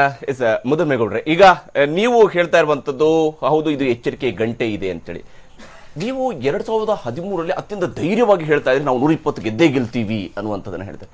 ಇವತ್ತು ಮುಖ್ಯಮಂತ್ರಿ ಅವರು ಹೇಳುವಾಗಲೇ ಕೂಡ ಏನು ಬಿಜೆಪಿ ಅವರು 150 ಗೆಲ್ತಾ ಇದ್ದಾರೆ, ನಾವಿನ್ನೇನು ಮಾಡ್ತಾ ಇರ್ತೀವಿ, ನಾವೇನು ಸುಮ್ಮನೆ ಕೈ ಕಟ್ಕೊಂಡು ಕೂತಿರ್ತೀವ ಅನ್ನುವಂಥ ರಿಯಾಕ್ಷನ್ ಕಾಂಗ್ರೆಸ್ ಇಂದ ಬರ್ತಾ ಇದೆಯೇ ಹೊರತು ಆ ಧೈರ್ಯ ಕಾಂಗ್ರೆಸ್ನಲ್ಲೇ ಕಂಡು ಬರ್ತಾ ಇಲ್ಲ. ಈಗ ಒಂದು ಭಾಳ ಅದನ್ನು ನನ್ನ ರಿಯಾಕ್ಷನ್ ಕೊಡೋದಕ್ಕೆ ಮುಂಚೆ ನಮಗೆ ಇದ್ರ ಜೊತೆಯಲ್ಲಿ ನಮ್ಮ ಸ್ನೇಹಿತರುಗಳು ಮಾತನಾಡುವಾಗ ನಮ್ಮ ಸರ್ಕಾರದ ಬಗ್ಗೆ ಅವರು ಕಾಮೆಂಟ್ಸ್ ಕೂಡ ಮಾಡಿದ್ದಾರೆ. ಅದಕ್ಕೆ ಸ್ವಲ್ಪ little reaction have to give, because otherwise ನೀವು ಮೌನವಾಗಿದ್ದು ಅಂತಂದರೆ ಅದು ಯು ಅಕ್ಸೆಪ್ಟೆಡ್ ದೇರ್ ಕಂಟೆನ್ಷನ್ ಅಂತ ಆಗುತ್ತೆ. ಒಂದು ಮೊದಲನೇದಾಗಿ ಮಾನ್ಯ ದತ್ತ ಅವರಾಗಲಿ ಮತ್ತು ಮಾನ್ಯ ಹಕೀಮ್ರವರಾಗಲಿ ಮಾತನಾಡ್ತಕ್ಕ ಸಂದರ್ಭದಲ್ಲಿ ಎಲ್ಲೋ ಒಂಥರ ಸರ್ಕಾರ ಇಲ್ವೇನೋ ಅನ್ನೋದು ಒಂದು. ಮತ್ತು ಹರೀಶ್ ರಾಮಸ್ವಾಮಿ ಅವರು ಕೂಡ ಡೆಲಿವರಿ ಆಫ್ ಗವರ್ನೆನ್ಸು, ಕರಪ್ಷನ್ನು ಮತ್ತು ಸ್ಕ್ಯಾಂಡ್ಲಿಸ್ಸು, ಫ್ಯಾಕ್ಷನಿಸಮ್ ಇವೆಲ್ಲನೂ ಕೂಡ ಹೇಳಿದ್ರು ಅವರು. ನಾನು ಜನರಲ್ ಆಗಿ ಒಂದು ಸರ್ಕಾರದ ಮೇಲೆ ಒಂದು ಪಾಸಿಂಗ್ ರಿಮಾರ್ಕ್ಸ್ ಮಾಡಿಬಿಡೋದು ಅಥವಾ ಬಾಲ್ಡ್ ಅಲಿಗೇಷನ್ಸ್ ಮಾಡಿ there is no delivery of governance, there are ಈಗ ಭ್ರಷ್ಟಾಚಾರ ಸ್ಕ್ಯಾಂಡಲ್ಸು ಅದಕ್ಕೆಲ್ಲನೂ ಸ್ಪೆಸಿಫಿಕ್ ಆಗಿ ನಿರ್ದಿಷ್ಟವಾಗಿ ಇಂಥದ್ದೊಂದು ಹಗರಣ ಆಗಿದೆ ಈ ರಾಜ್ಯದಲ್ಲಿ, ಅದು which goes to the very root of the existence of this government ಅನ್ನೋ ಥರ ಇದ್ರೆ okay, we are prepared to accept it. If there is any such allegation or scandal we are prepared to accept it and we will just clarify. ಇಲ್ಲೇನಾಗಿದೆ, ಇವತ್ತು ಸನ್ಮಾನ್ಯ ಸಿದ್ದರಾಮಯ್ಯನವರ ನೇತೃತ್ವದ ಸರ್ಕಾರ ಒಂದು ವಿಶೇಷವಾಗಿ ಸಮಾಜದಲ್ಲಿರ್ತಕ್ಕಂಥ ಬಡವರು, ಮಧ್ಯಮ ವರ್ಗದ ಜನ ಇವ್ರನ್ನೆಲ್ಲ ದೃಷ್ಟಿಲಿ ಇಟ್ಕೊಂಡು ಅನೇಕ ಕಾರ್ಯಕ್ರಮಗಳು ಕೊಟ್ಟಿದ್ದಾರೆ. ಎಲ್ಲೂ ಕೂಡ ಮನೆ ದತ್ತ ಅವರು ಹೇಳಿದ ರೀತಿಯಲ್ಲಿ ಹಣನೇ ಸುಮ್ಮನೆ ಘೋಷಣೆ ಮಾಡ್ತಾರೆ, ಬಿಡುಗಡೆ ಆಗಿಲ್ಲ ಅಂತ ಅನ್ನೋದು ನಾನು ಒಪ್ಪೋದಿಲ್ಲ. ಇವತ್ತು ಆಡಳಿತ ನಡೀತಾ ಇದೆ.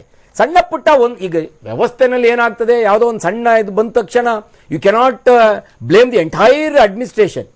ಹಾಗಾಗಿ ಸರ್ಕಾರ ಇವತ್ತು ಆಕ್ಚುಲಾಗಿ ನಮ್ಮ ರಾಜ್ಯದಲ್ಲಿ ಇವತ್ತು ಬಡವರ ಪರವಾಗಿ, ರೈತರ ಪರವಾಗಿ ಮತ್ತೆ ಕೆಳವರ್ಗದ ಜನಗಳ ಪರವಾಗಿ ಅನೇಕ ಕಾರ್ಯಕ್ರಮ ಕೊಟ್ಟಿದೆ. I can go on quoting the programmes. ಇದು ಒಂದು. ಎರಡನೇದು, ಮತ್ತೆ ಮಾನ್ಯ ಹಕೀಮ್ರವರು ಹೇಳ್ತಕ್ಕಂಥ ಸಂದರ್ಭದಲ್ಲಿ ಇದು ಮತ್ತೆ ದತ್ತ ಅವರು ಹೇಳುವಾಗ ಎರಡನ್ನು ತೋರಿಸ್ತಾ ಇದ್ರು. 2004ರಲ್ಲಿ 2 ತೋರಿಸಿದ್ದು ನಾವು 58 ಸೀಟ್ ಬಂದು ಅಂತ ಹೇಳ್ತಾರೆ. ಹಾಗಾದ್ಮೇಲೆ 65ರಿಂದ 70 ತೋರಿಸ್ತಾ ಇರ್ತಕ್ಕಂಥ ಕಾಂಗ್ರೆಸ್ನವರು 140, 150 ಬರಕ್ ಆಗೋದಿಲ್ಲ ಅಂತ ಹೇಳ್ಬಿಟ್ಟು ಅವ್ರು ಹೇಳಕ್ ಆಗೋದಿಲ್ಲ. ಯಾಕೆಂದ್ರೆ ಇನ್ನೂ 15 ತಿಂಗಳು ಟೈಮ್ ಇದೆ ನಮಗೆ. If there are some lapses, ನಮ್ಗೆಲ್ಲೋ ಜನರ ಅಭಿಪ್ರಾಯ ಇದು ಸ್ವಲ್ಪ ವಿರುದ್ಧವಾಗಿದೆ ಅಂತ ಅನ್ನೋದು ಕಂಡು ಬಂದ್ರೆ ನಾವೊಂದು ಆಡಳಿತ ಪಕ್ಷ, ನಾವೊಂದು ಇವತ್ತು ಈ ರಾಷ್ಟ್ರದಲ್ಲಿ ಅತ್ಯಂತ ಸದೃಢವಾಗಿರ್ತಕ್ಕಂಥ ಕಾಂಗ್ರೆಸ್ ಪಕ್ಷ ಅಧಿಕಾರದಲ್ಲಿ ಇಲ್ಲದಲ್ಲೇ ಇರ್ಬೋದು. ಕಾಂಗ್ರೆಸ್ ಪಕ್ಷ ಅನ್ನೋದು ಬಹಳ ಪವರ್ಫುಲ್ ಆಗಿದೆ ಎಲ್ಲ ಕಡೆನೂ ಕೂಡ. ಹಾಗಾಗಿ ಇನ್ನೂ ಟೈಮ್ ಇದೆ ನಮ್ಗೆ 15 ತಿಂಗಳು. ಅದನ್ನು ಸರಿಪಡಿಸ್ಕೊಂಡು ಪುನಃ ನಾವು ಟು ಬೌನ್ಸ್ ಬ್ಯಾಕ್ ಮಾಡ್ಲಿಕ್ಕೆ ಅವಕಾಶ ಇದೆ. ಇದೊಂದು. ಹಕೀಮ್ರವರು ಹೇಳಿದ ರೀತಿಯಲ್ಲಿ ಇವತ್ತು ಸರ್ಕಾರ ಇದ್ದಾಗ ಸಾಮಾನ್ಯವಾಗಿ ನಾವು ರಿಸೀವಿಂಗ್ ಎಂಡ್ ಇರ್ತೀವಿ, ಅಲಿಗೇಷನ್ಸ್ ಮಾಡ್ತಾರೆ, ತರ್ತಾರೆ. But at the same time ನಾನು ಅದನ್ನ ಒಂದು ಜಸ್ಟಿಫಿಕೇಶನ್ ಅಂತ ಹೇಳಲ್ಲ. ಇವತ್ತೇನು ಬಿಜೆಪಿ ಅವ್ರ ಬೇಸ್ ಏನು? Failure of the government here, that is their base. They are not. ಈಗ ನಮ್ಮ ಸ್ವಂತ ಶಕ್ತಿ ಮೇಲೆ ಈ ಕಾರ್ಯಕ್ರಮಗಳ ಹಿನ್ನೆಲೆಯಲ್ಲಿ ನಾವು ಸರ್ಕಾರ ರಚನೆ ಮಾಡ್ತೀವಿ ಅಂತ ಬಿಜೆಪಿಯವರು ಹೇಳಕ್ ತಯಾರಾಗಿಲ್ಲ, JDSನವರು ಹೇಳಕ್ ತಯಾರಾಗಿಲ್ಲ. ಅವರೇನು ಕಾಯ್ತಾ ಇದ್ದಾರೆ? ಕಾಂಗ್ರೆಸ್ ಸರ್ಕಾರ ಇಲ್ಲಿ ವಿಫಲ ಆಗ್ಬಹುದು, ಅದ್ರ ಲಾಭ ನಮಗೆ ಬರ್ಬೋದು ಅನ್ನೋದು ಅಷ್ಟೇ ಅವ್ರ ಗ್ರೌಂಡ್. ಇರ್ಲಿ ಆದ್ರೆ ಪಾಸಿಟಿವ್ ಆಗಿ ಈಗ ನಾವು ಪುನಃ ಸರ್ಕಾರ ಬರ್ಬೇಕಾದ್ರೆ, ನಾವು ಪುನಃ ಸರ್ಕಾರ 2ನೇ ಬಾರಿಗೆ ಸರ್ಕಾರ ರಚನೆ ಮಾಡ್ಬೇಕಾದ್ರೆ ಹಿಂದೆ ಆಗಿಲ್ಲ ಅಂತ ಹೇಳ್ಬಿಟ್ಟು ಹಕ್ಕಿಮರು ಅನೇಕ ನಿದರ್ಶನ ಕೊಟ್ಟರು. ಆಗ್ಬಾರ್ದು ಅಂತ ಏನಿಲ್ಲ. ಯಾಕೆಂದ್ರೆ ಇವತ್ತು ಅಷ್ಟೇ ಬಿಜೆಪಿ ಸರ್ಕಾರದ ಬಗ್ಗೆನೂ ಬ್ರಹ್ಮನಿಷ್ಠರಾಗಿದ್ದಾರೆ ಕೇಂದ್ರದಲ್ಲಿ. JDS ಕೂಡ ಇವತ್ತು ಸ್ವಂತ ಶಕ್ತಿ ಮೇಲೆ ನಾವು ಸರ್ಕಾರ ರಚನೆ ಮಾಡ್ತೀವಿ ಅಂತ ಹೇಳ್ಬಿಟ್ಟು ಅಷ್ಟು ಆತ್ಮವಿಶ್ವಾಸನ ಏನ್ ಹೇಳ್ತಾ ಇಲ್ಲ. ಹಾಗಾಗಿ ಕಾಂಗ್ರೆಸ್ ಇನ್ನು 15 ತಿಂಗಳಿನಲ್ಲಿ ಈ ರಾಜ್ಯದಲ್ಲಿ ಇನ್ನೂ ನಮ್ಮ ಪರಿಸ್ಥಿತಿಯನ್ನು ಉತ್ತಮಗೊಳಿಸಿಕೊಂಡು ನಾವು ಸರ್ಕಾರವನ್ನ ಪುನಃ ರಚನೆ ಮಾಡಲಿಕ್ಕೆ ಎಲ್ಲ ಸಾಧ್ಯತೆಗಳು ಕೂಡ ಇದೆ. ಸುರೇಶ್ ಕುಮಾರ್ ಅವರೇ, ಯಾಕಂದ್ರೆ ನೀವು ಕೊಟ್ಟ ಮೇಲೆ ಮುದ್ದನ್ಮೇಗೌಡರಿಗೆ ಬಹಳ ಸ್ಪಿರಿಟ್ ಬಂದು ಬಹಳ ಜೋರಾಗಿ ಮಾತಾಡ್ತಾ ಇದ್ದಾರೆ. ಆದ್ರೆ ವಾಸ್ತವ ಸಂಗತಿ ಹಾಗಿಲ್ಲ. ಮುದ್ದನ್ಮೇಗೌಡರು ಒಬ್ಬ ಪಾರ್ಲಿಮೆಂಟ್ ಸದಸ್ಯರಾಗಿ ಈ ಸರ್ಕಾರನ ಡಿಫೆಂಡ್ ಮಾಡಿದಷ್ಟು ಇಲ್ಲಿನ ಸಚಿವರೇ ಅವ್ರ ಸರ್ಕಾರನ ಡಿಫೆಂಡ್ ಮಾಡೋ ಸ್ಥಿತಿನಲ್ಲಿ ಇಲ್ಲ. ಈ ಸರ್ಕಾರದ್ದು ಲ್ಯಾಂಗ್ವೇಜು, ಬಾಡಿ ಲ್ಯಾಂಗ್ವೇಜು ನೋಡಿದ್ರೆ ಗೊತ್ತಾಗುತ್ತೆ ಜನಸಾಮಾನ್ಯರಿಂದ ಎಷ್ಟು ದೂರ ಹೋಗಿದೆ ಅದು ಸರ್ಕಾರ ಅಂತ. ನಾವು ಪದೇ ಇದು ಹೇಳ್ತಾ ಬರ್ತಾ ಇದ್ದೀವಿ, ಪದೇ.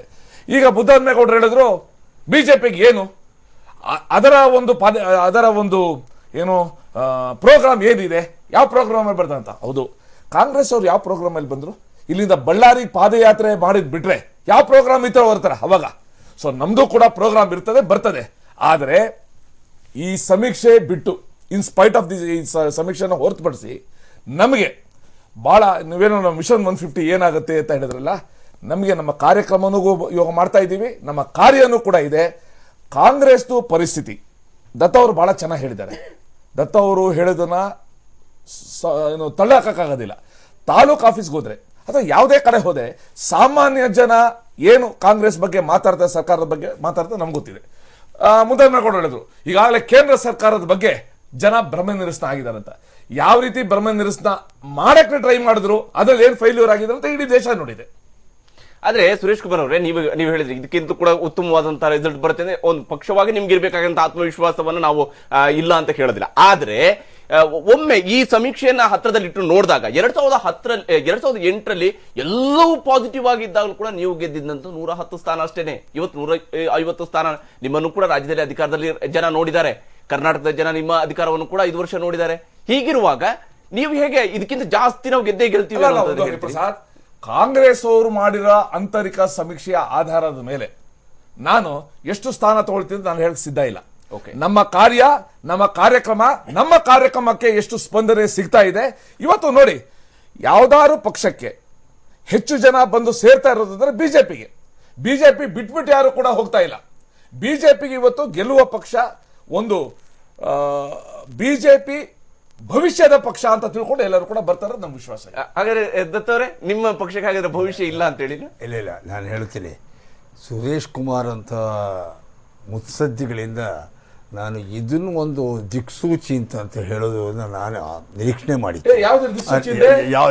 ಒಂದು ನಿಮಿಷ ಅಲ್ಲ, ಒಳ್ಳೆ ಒಂದು ಭವಿಷ್ಯದ ಪಕ್ಷ ಅಂತ ಹೇಳಿ, ಅಲ್ಲ ಒಂದು ನಿಮಿಷ, ಒಂದು ಭವಿಷ್ಯದ ಪಕ್ಷ ಅಂತ ಹೇಳಿ ಬಹಳ ಜನ ನಮ್ಮ BJPಗೆ ಬರ್ತಾ ಇದ್ದಾರೆ, ಹಾಗಾಗಿ ಇದು ತೋರಿಸುತ್ತೆ ಅಂತ ಹೇಳಿದರು.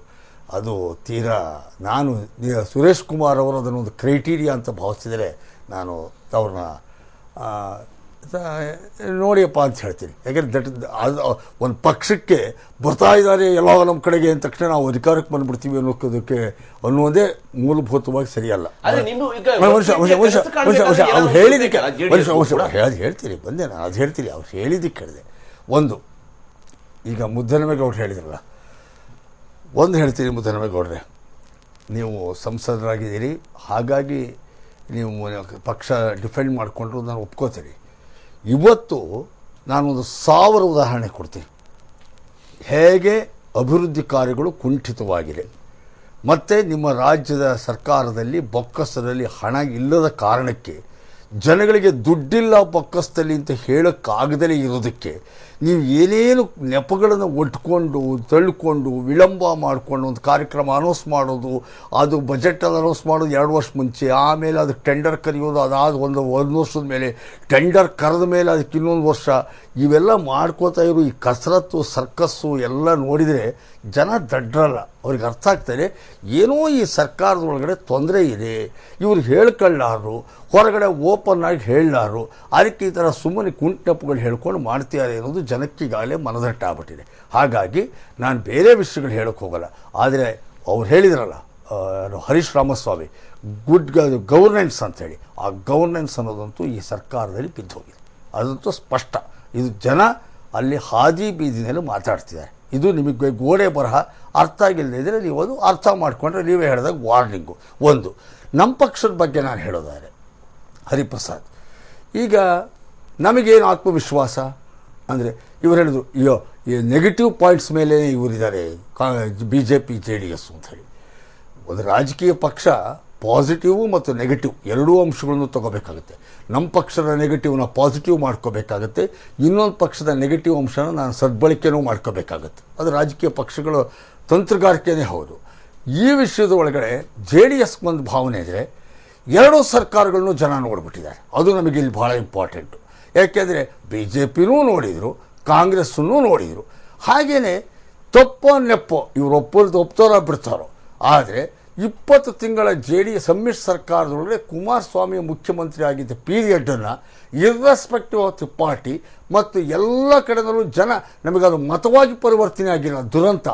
ಆದರೆ ಜನ ಅದೊಂದು ಒಳ್ಳೆ ಸರ್ಕಾರ ಆಗಿತ್ತು. ಜನರ ಹತ್ರ ಹೋಗಿ ಅದನ್ನು ಹೇಳೋದಕ್ಕೆ ನಾಯಕರುಗಳು ಕೂಡ ಒಂದು ನಿಮಿಷ ಹರಿಪ್ರಸಾದ್ ಬರ್ತಾ ಇದ್ದೀನಿ ಅಂತ ಹೇಳಿ. ಇತ್ತೀಚಿನ ದಿನಗಳಲ್ಲಿ ದೇವೇಗೌಡರು ನಮ್ಮ ರಾಷ್ಟ್ರೀಯ ಅಧ್ಯಕ್ಷರು ಅವರ ಬಗ್ಗೆ ಬಂದಿರೋ ಇಮೇಜ್ ಇದೆಯಲ್ಲ, ನಮಗೆ ಈಗ ಒಂದು ಕಾಲದಲ್ಲಿ BJP ಸುರೇಶ್ ಕುಮಾರ್ ಹೇಳ್ಬೋದು ಒಬ್ಬ ವ್ಯಕ್ತಿಯ ಇಮೇಜ್ ಅಂತ, ಒಂದು ಕಾಲದಲ್ಲಿ BJPಗೆ ವಾಜಪೇಯಿ ಇಮೇಜು, ಒಂದು ಕಾಲದಲ್ಲಿ BJPಗೆ ನರೇಂದ್ರ ಮೋದಿ ಇಮೇಜು. ಈಗ ಕರ್ನಾಟಕದ ಪ್ರಾದೇಶಿಕ ಪಕ್ಷ ನಮ್ಮ ಪಕ್ಷದ ಮುಖ್ಯಸ್ಥರಾಗಿರೋ ದೇವೇಗೌಡರ ಬಗ್ಗೆ ಕರ್ನಾಟಕದ ಒಳಗಡೆ ಒಂದು ಇಮೇಜ್ ಬಂದಿದೆ. ಏನಂದರೆ ಈ ಮನುಷ್ಯ ಹಟಗಾರ ಇದ್ದಾನೆ, ಛಲಗಾರ ಇದ್ದಾನೆ, ಮುತ್ಸದ್ದಿ ಇದ್ದಾನೆ, ಇವತ್ತು ಕೂಡ ಒಂದು ಧೈರ್ಯ ಮಾಡಿ ಮುನ್ನುಗ್ಗು ಧೈರ್ಯ ಇದೆ, ಇವನ ಅನುಭವವನ್ನು ನಮ್ಮ ರಾಜ್ಯ ಬಳಕೆ ಮಾಡ್ಕೋಬೇಕು ಅನ್ನೋ ಥರದ ಪ್ರಕರಣಗಳು ಆ ರೀತಿ ನಡೆದು ಅದಕ್ಕೆ ಒಂದು ರೀತಿಯಲ್ಲಿ ಜನ ಇಲ್ಲ ಈ ಮನುಷ್ಯ ಒಂದು ರೀತಿಯಲ್ಲಿ ನಂಬಿಕೆಗೆ ಅರ್ಹ ಇದ್ದಾರೆ, ಏನಾದರೂ ಹಿಡಿದ್ರೆ ಮಾಡುವಂಥ ಛಲಗಾರಿಕೆ ಇದೆ. ಈ ವಯಸ್ಸಿನಲ್ಲೂ ಕೂಡ ಈ ಮನುಷ್ಯನಿಗಿರೋ ಉಮೇದು ಬಹಳ ಚೆನ್ನಾಗಿದೆ ಏನೋ ಅಂತಿದೆ. ಇದು ಒಂದು ರೀತಿ ನಮ್ಗೆ ಆಸ್ತಿ. ಕುಮಾರಸ್ವಾಮಿ ಅವರು ಇತ್ತೀಚಿನ ದಿನಗಳಲ್ಲಿ ಇವರು ಹೇಳಿದರು, ಅಲ್ಲಿ ಹರೀಶ್ ರಾಮಸ್ವಾಮಿ ಹೇಳಿದರು, ವೆರಿ ಇಂಪಾರ್ಟೆಂಟು. ಸುಮ್ಮನೆ ಏನೋ ಅಂತನ್ನೋಕ್ಕಾಗಲ್ಲ.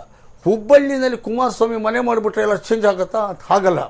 ಎಲ್ಲೋ ಒಂದು ಕಡೆಯಲ್ಲಿ ನೀವು ಹೇಳಿದ್ರಲ್ಲ ಇದನ್ನು ಸದ್ಬಳಕೆ ಮಾಡ್ಕೋಬೇಕು ಅಂತ. ಕಾಂಗ್ರೆಸ್ BJP ಎರಡೂ ನೋಡಿರೋರಿಗೆ, ಕುಮಾರಸ್ವಾಮಿ 20 ತಿಂಗಳು ನೋಡೋರಿಗೆ, ಕುಮಾರಸ್ವಾಮಿ ಜನಗಳ ಹತ್ರ ಬರ್ತಾ ಇದ್ದಾರೆ ಅಂದರೆ ಅವ್ರಿಗೆಲ್ಲೋ ಒಂದು ಕಡೆಯಲ್ಲಿ ರಿಸೀವ್ ಮಾಡ್ಕೊಳ್ಳೋಣ ಅಂತಿದ್ದಾರೆ ಜನ. ಆ ಕಾರಣಕ್ಕೆ ನಾನು ಹೇಳ್ತಾ ಇದ್ದೀನಿ, ಇದು ನನಗೆ ಪ್ಲಸ್ ಪಾಯಿಂಟ್. ಹರಿಪ್ರಸಾದ್ ಒಂದೇ ಉತ್ತರ ಕೊಟ್ಬಿಡ್ಲಿ. ಪ್ರತಿ ಪ್ಯಾನಲ್ ಡಿಸ್ಕಷನ್ ನೀವು ಪ್ರಾದೇಶಿಕ ಪಕ್ಷ ಅಂತ ಹೇಳ್ತೀರಾ, ಪ್ರಾದೇಶಿಕ ಪಕ್ಷಕ್ಕೆ ರಾಷ್ಟ್ರೀಯ ಅಧ್ಯಕ್ಷ ಹೇಗಿರ್ತಾರೆ ಅಂತ ಇದು ಸುರೇಶ್ ಕುಮಾರ್ ಒಂದು 10 ಸಲ ಚರ್ಚೆ ಆಗಿದೆ. ನಮ್ದು ಒಂಥರ ಆಲ್ ಇಂಡಿಯಾ ಅಣ್ಣಾ DMK ಅರ್ಥ ಆಯ್ತಲ್ಲ. ಪ್ರಾದೇಶಿಕ ಪಕ್ಷನೇ, ಆದರೆ ಕೇಂದ್ರದ ವಿಷಯದೊಳಗಡೆ ಮೋದಿ ಸರ್ಕಾರನ ಟೀಕೆ ಮಾಡಬೇಕಾದ್ರೆ ಯಾವುದೇ ಸರ್ಕಾರ ಇರಲಿ, ಕೇಂದ್ರ ಸರ್ಕಾರದ ರೈತ ವಿರೋಧಿ ಕರ್ನಾಟಕದ ವಿರುದ್ಧ ಹೋರಾಟ ಮಾಡಕ್ಕೆ ನಮ್ಮದು ರಾಷ್ಟ್ರೀಯತೆ ಬೇಕಾಗುತ್ತೆ, ವೇದಿಕೆ ಬೇಕಾಗುತ್ತೆ. Deve Gowda is our platform. ಚರ್ಚೆ ನಾವು ಮುಂದುವರಿಸೋಣ ಚಿಕ್ಕ ಬ್ರೇಕ್ ನಂತರ. ವೇಗಂತರ ಮತ್ತೊಮ್ಮೆ ಸ್ವಾಗತ. ನಾವು ಚರ್ಚೆನ ಮುಂದುವರಿಸೋಣ. ಪ್ರೊಫೆಸರ್ ಹರೀಶ್ ರಾಮಸ್ವಾಮಿ ಅವರೇ, ಅಲ್ಲಿಗೆ 3 ರಾಜಕೀಯ ಪಕ್ಷದವರು ಕೂಡ ಇರ್ತಕ್ಕಂತಹ ನಿಲುವು, ಅವರು ಯಾವ ಹಂತಕ್ಕೆ ಈ ಎಲೆಕ್ಷನ್ ಎದುರಿಸೋದಕ್ಕೆ ಬೇಕಾಗಿರ್ತಕ್ಕಂಥ ಸಿದ್ಧತೆ, ಈ ವಿಚಾರದ ಬಗ್ಗೆ ರಾಜಕೀಯವಾಗಿರ್ತಕ್ಕಂಥ ಮಾತುಗಳನ್ನು ಇವಾಗ ಹೇಳ್ತಾ ಇದ್ದಾರೆ.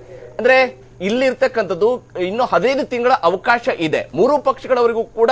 ಇದು ಕಾಂಗ್ರೆಸ್ನವರ ಆಂತರಿಕ ಸಮೀಕ್ಷೆ ಆಗಿದ್ರು ಕೂಡ 3 ಪಕ್ಷಗಳವರಿಗೂ ಕೂಡ ಇಲ್ಲಿ ಅನೇಕ ಪಾಯಿಂಟ್ಸ್ ಬರುತ್ತೆ. ಆದ್ರೆ ಇದು ಕಾಂಗ್ರೆಸ್ನ ಆಂತರಿಕ ಸಮೀಕ್ಷೆ, ಇದಕ್ಕೂ ನಮಗೂ ಸಂಬಂಧ ಇಲ್ಲ ಅನ್ನುವಂಥದ್ದು ಎಷ್ಟರ ಮಟ್ಟಿಗೆ ಕರೆಕ್ಟ್ ಆಗಿರ್ತಕ್ಕಂಥ ನಿರ್ಧಾರಗಳು?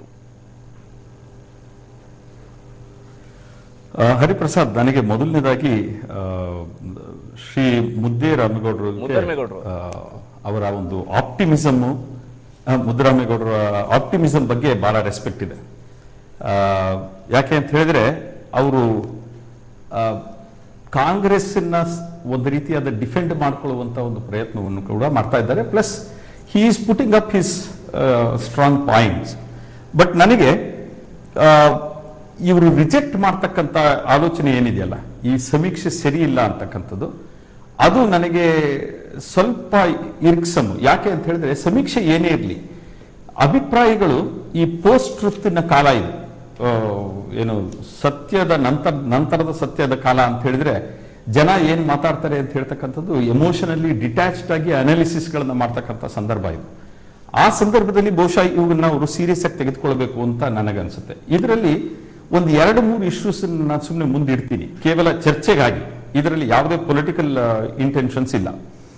ಒಂದು, ಕಾವೇರಿ ಇಶ್ಯೂನ ಹ್ಯಾಂಡಲ್ ಮಾಡಿದಂತ ಕಾಂಗ್ರೆಸ್ಗೆ ಗಣಪತಿಯವರ ಸೂಯಿಸೈಡ್ ಕೇಸಿನ ತೆಗೆದುಕೊಂಡಾಗ, ಅಥವಾ ಟಿಪ್ಪು ಸುಲ್ತಾನ್ನ ಕೇಸನ್ನ ತೆಗೆದುಕೊಂಡಾಗ, ಅಥವಾ ಲೋಕಾಯುಕ್ತ ಕೇಸ್ಗಳನ್ನು ತೆಗೆದುಕೊಂಡಾಗ ಯಾವ ರೀತಿಯ ಹ್ಯಾಂಡ್ಲಿಂಗ್ ಆಯಿತು ಅನ್ನೋದನ್ನ ಒಂದು ವಿಶ್ಲೇಷಣೆಯನ್ನು ಯಾರೇ ಮಾಡಿದ್ರು ಕೂಡ ಬಹುಶಃ ಅದರಲ್ಲಿ ಪಾಸಿಟಿವ್ ಪಾಯಿಂಟ್ ಕಾವೇರಿಯನ್ನ ಯಾವ ರೀತಿಯಾಗಿ ಹ್ಯಾಂಡಲ್ ಮಾಡಿದ್ರು, ಹೇಗೆ ಅದನ್ನ ಇಡೀ ಎಲ್ಲ ಪೊಲಿಟಿಕಲ್ ಪಾರ್ಟಿಗಳನ್ನ ಸೇರಿಸಿಕೊಂಡು ಅವರು ಹ್ಯಾಂಡಲ್ ಮಾಡಿದ್ರು ಅಂತಕ್ಕಂಥದ್ದನ್ನ ಯಾರಾದ್ರೂ ಕೂಡ ಅಪ್ರಿಶಿಯೇಟ್ ಮಾಡೇ ಮಾಡ್ತಾರೆ. ಅದೇ ರೀತಿಯಾಗಿ ಮಹದಾಯಿ ಇಶ್ಯೂ ಬಂದಾಗ ಯಾವ ರೀತಿಯಾದಂತ ಒಂದು ಕಾಂಗ್ರೆಸ್ಸಿನ ಸ್ಟ್ಯಾಂಡ್ ಇದೆ, ಯಾಕೆ ಸಮಸ್ಯೆಗಳಾಗ್ತಾ ಇದೆ, ಇವುಗಳನ್ನು ಕೂಡ ನಾವು ನೋಡಬೇಕಾಗ್ತದೆ. ಇಲ್ಲಿ ನನಗೆ ಪಾಲಿಟಿಕ್ಸಿನ ಪ್ರೈಮರಿ ಆಕ್ಟಿವಿಟಿ ಆದಂತ ಪರ್ಸೆಪ್ಷನಲ್ ಪ್ರಾಬ್ಲಮ್ ನನ್ನನ್ನು ಕಾಡುತ್ತೆ.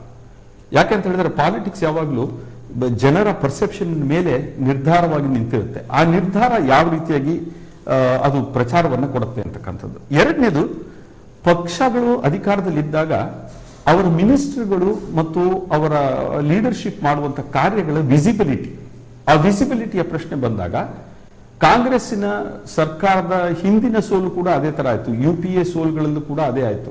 ಆ ವಿಸಿಬಿಲಿಟಿಯ ಪ್ರಶ್ನೆ ನಮಗೆ ಬಹಳ ಕ್ಲಿಯರ್ ಕಟ್ ಆಗಿ ಕಾಣೋದಿಲ್ಲ.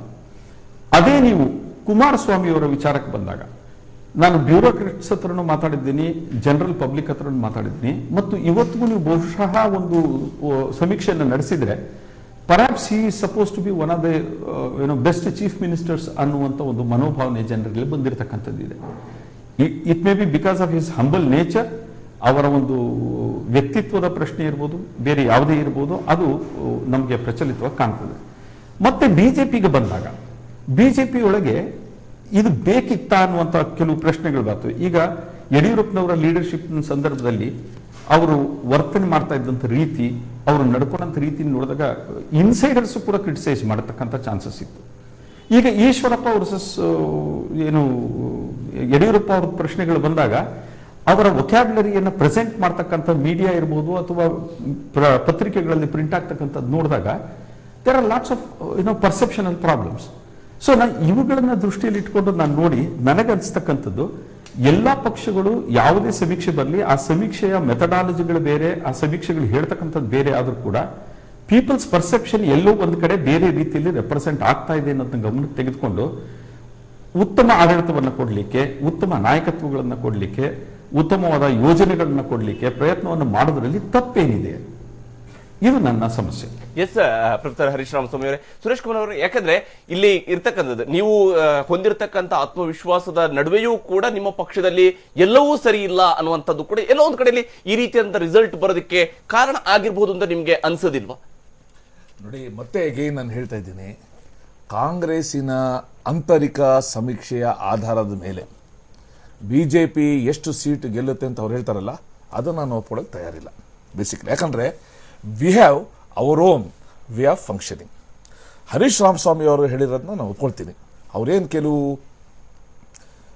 ಘಟನೆಗಳಿದ್ದಾರೆ, ವಿದ್ಯಮಾನಗಳಿದ್ದಾರೆ, ನಾವು ಅಬರೇಷನ್ಸ್ ಅಂತ ಏನು ಹೇಳ್ತೀವಿ, ಅದನ್ನು ನಾವು ಖಂಡಿತ ಅದನ್ನು ಒಪ್ಕೊಂಡು ನಾವು ಮಾಡಬೇಕಾಗತ್ತೆ. ಆದರೆ ಪ್ರಶ್ನೆ ಇರೋದು 65-70 ಅಂತ ಸೀಟ್ ಹೇಳಿದ್ದಾರೆ.